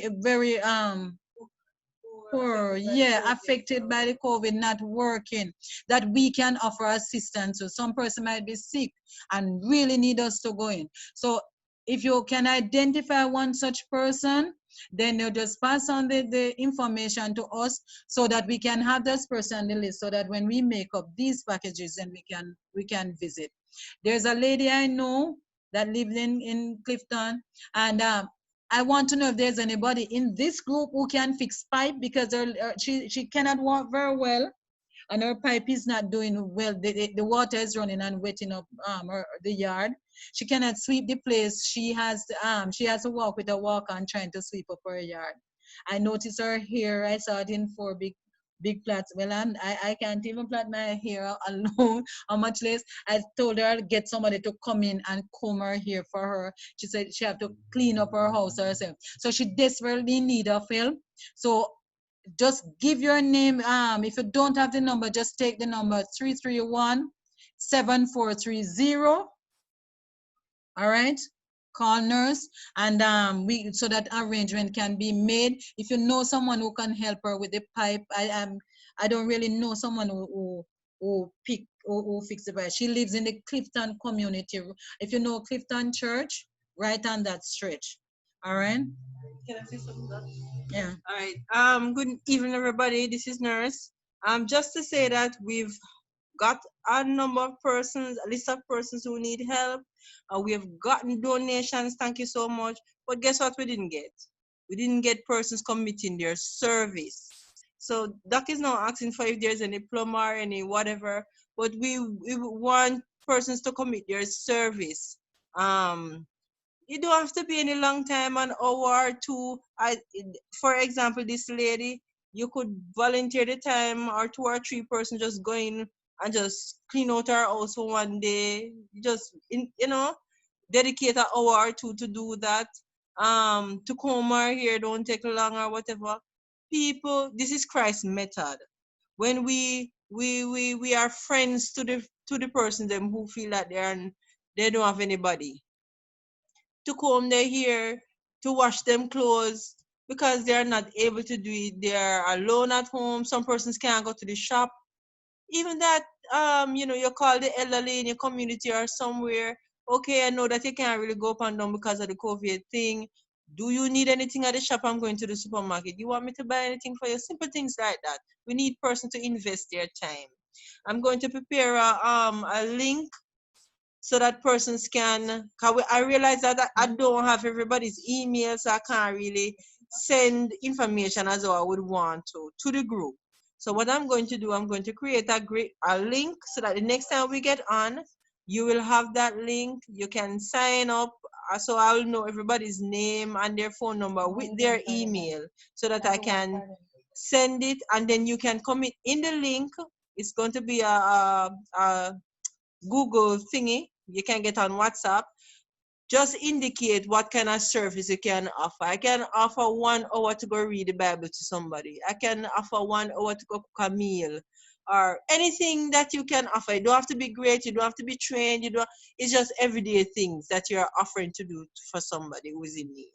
Amen. Also, I need to mention there's a Sister Judith had asked me about, there's a gentleman who lives in Greater Portmore area.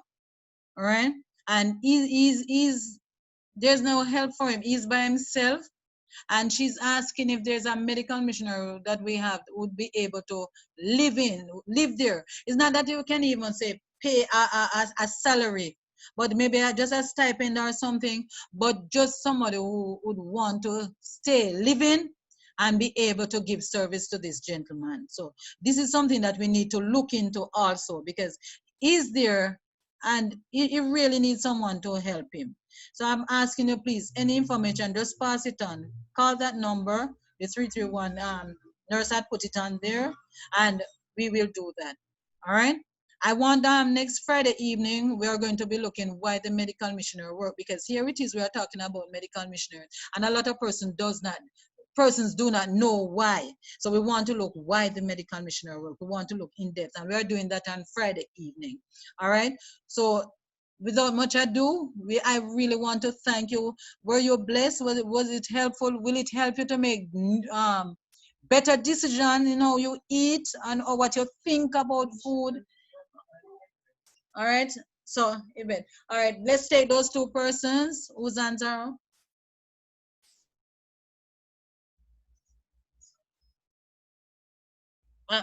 Yeah, go ahead. So we have righteousness by faith, and Sabbath afternoon we are going to look that. So we are switching it, and we are doing medical missionary. All right. Sabbath afternoon we start at 4. Friday evening it's still 7 o'clock. All right. Thank you, Sister McPherson. Oh, someone is asking where's Clifton. Clifton is beside Bernard Lodge, around Bernard Lodge side. It's right when before you reach what that place name again? That the Stud Farm place, right before you go to Caribbean Estate. All right, so Tanisha and Let's take the hands that are up. Just unmute yourself. Unmute yourself and go ahead. Tanisha, Dixon, and Putakan. Yes, the person who spoke about email, what about communicating through the WhatsApp? Because I don't know, for me, I hardly check emails.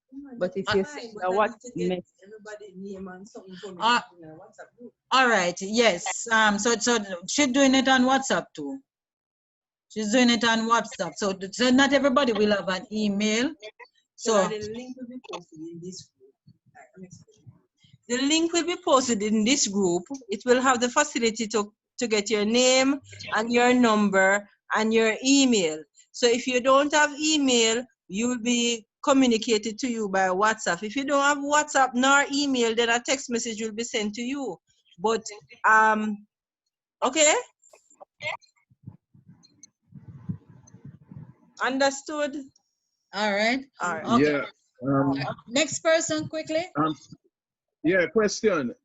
Is this the link that you use for all your presentation? Yes, it is, basically. Yeah. Okay. So if I can save it. Yes, yeah. I'm not technical one, so every time you ask me, we have to ask Brother Duke. I just want to know, Brother Duke, is this the link that we use for the Friday one that is coming up? Yes, it is. As at, I would say the one that is going to be posted in the week is the one to be saved, because there's a password that will be affixed to that one. As at Monday, Zoom will have a password applied. So when you come in, you just put in the password. So I would say, don't save this one, save the one coming up in the week. But let me find out, how do I get that because it's the first I'm on this program and I would like to be on the program. How do you send it out? All right, Sister Camille, nurse now. Take the number. Let me give you the number. Just take her number. 331. I can call nurse? Yes. Can I call nurse? Yes. Okay, I have the number. Give it to me, because I have a number for nurse, because I've always invited you to come to Ephesus. So I don't know if it's the same number. Okay. All right. 331. Yes. 7430. 331 74. Yeah, yes. 331 7430. 74. Yeah, 30. 10. No man. No man. 7430. Yeah, man. 331 7430. Yes, yes. Okay, all right. Good. Oh, that somebody's asking about thinking toe. Thinking toe is good. Very good. It's very good. It is one of the most nutritious and energetic food you'll ever have. All right, so make sure you use it up. You can make a drink from it. And then for the men, excellent, gentlemen, excellent. What's the other name for thinking toe? It is called locust plant. It has a scientific. Right. Yeah, it has a scientific name. Locust. Yes. Which is mentioned in the Bible. Locust. Yes. Yeah. Good. John the All right. Baptist. Sister Cameron, the person, message nurse, please. Message nurse is Cameron, so that she can give you location and everything. All right. Okay, I think we have covered everybody. We are taking care. We believe in like real Adventists. When time finish, we don't have anywhere. We just stay. All right. So I'm happy that you were blessed. I'm glad that you were able to benefit, and I really want you to make the necessary changes. We are here in case there's something you need to know, that everything that I need to mention Sister Witter. Carrie-Ann Witter, she's in St. Thomas, and she has a program going on right tomorrow evening. I think it is 3:30, Sister Witter, right? And we want persons to tune into that program. We want to get persons involved in it, that she can always have persons going on the program at each time. All right, it's a radio program and it's very, very informative. So we are doing well at it. 3:30 tomorrow evening. Right, we're going to post it. Sister Cam is going to post it so that you can have the link. All right. The Lord bless you, brethren. And as we go through this week, please do something different. You see, in your kitchen, do something different. It's not the norm what you're using. Instead of you eating which food I should say, yam, get your yam, get your little grater. When you cook your yam, just shred it, right? And then you can put a little onion and a little garlic.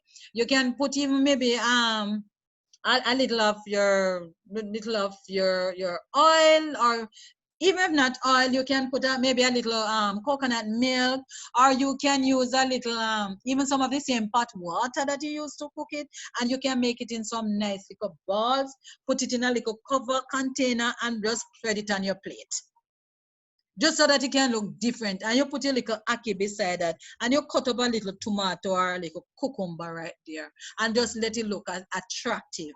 Just do it a little different, and when you're eating, just praise God, from whom all blessings flow. All right, so that you can see. You realize this is my passion, this is my drive, and I want person to see Christ through your food. I want you to see the love of God just by eating. That when you look at your plate, you're supposed to say, praise God, from whom all blessings flow. All right. So Sister Cam is posting something for you. Sister Carrie-Ann, can I give them the name of the thing? What do they come on as? How do they come on? What's the name? What is the name of the program? They log on to what is it? Oh, you're muted. All right, hold on. Yes, hold on, sister. Sean, go ahead while we're waiting on that.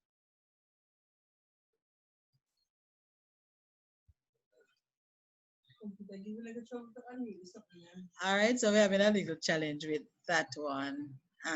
Brother Duke, can you unmute her, please? Carrie-Ann with us.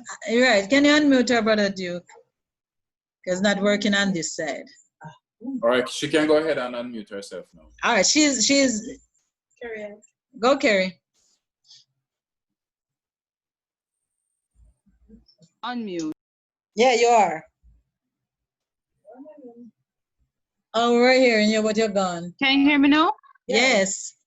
Oh, happy Sabbath, everyone. Yeah. You can come on my Facebook page. I left a link in the group a while ago. Facebook.com/holistic lifestyling. And if you go on it and like the page, every Sunday you'll get the update. Also, I can share the website, because we're gonna be uploading them to the website, and it's on Instagram as well. Okay. So I send the link every Sunday. I'll send it again, but it's holistic lifestyling. And sit there. Yeah. I'll put it in the group. Okay. Yes. Yeah, it's there in the group. All right. All right. And Brother Paul Riley will be there tomorrow. All right. I'm still Carrie, you're on the floor, so you give the closing prayer, please. Oh. Gary said it was a beautiful presentation. He asked me to tell you. Where is Brother Gary? He's taking care of Jeremy in the bathroom. Okay, all right. All right. Pray to close. Dear Lord in heaven, we thank you so much for your blessings, for your love and your mercy. We thank you, Lord, for the health message, the health reform message that has come into our lives and has shed light into our lives so we can live healthier and happier lives, and we can fulfill your dream for us, that our souls and our physical health prosper together. Thank you for everything. Be with every person here. Some persons might have just been exposed to this information. I pray, Lord, that it will not seem overwhelming to them, but they will be motivated and be empowered to make the change. Be with us. May this Sabbath go down in history as a Sabbath that brings us closer to you. If there's anything that we might have said or done outside of the expectation for this holy day, we ask for your forgiveness, Lord, and continue to bless the ministry of Dr. Lamley, Brother Taylor, Sister Cam, and everybody else here who is trying to spread the message of health. Thank you for everything. And we ask all of this with thanksgiving through the precious name of Jesus Christ. Amen. Amen. Praise the Lord. One evening, I think we're going to do recipes, cooking recipes. We can put together some little things. All right. It cannot be. We have to go do like a social. It will be in our social. So it have to be like a Saturday night social. One of these days. All right. How is that? So you can look at how we can prepare some little things. Each person can tell some natural thing that you prepare. So that it won't be me talking. It will be us telling some little recipe that. All right. All right. I see, yes, Sister.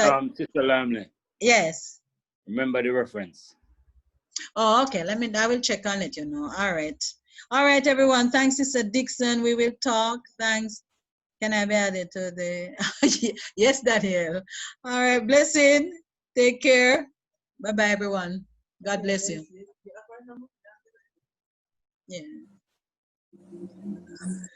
What? Start the recording first. Wait, is on?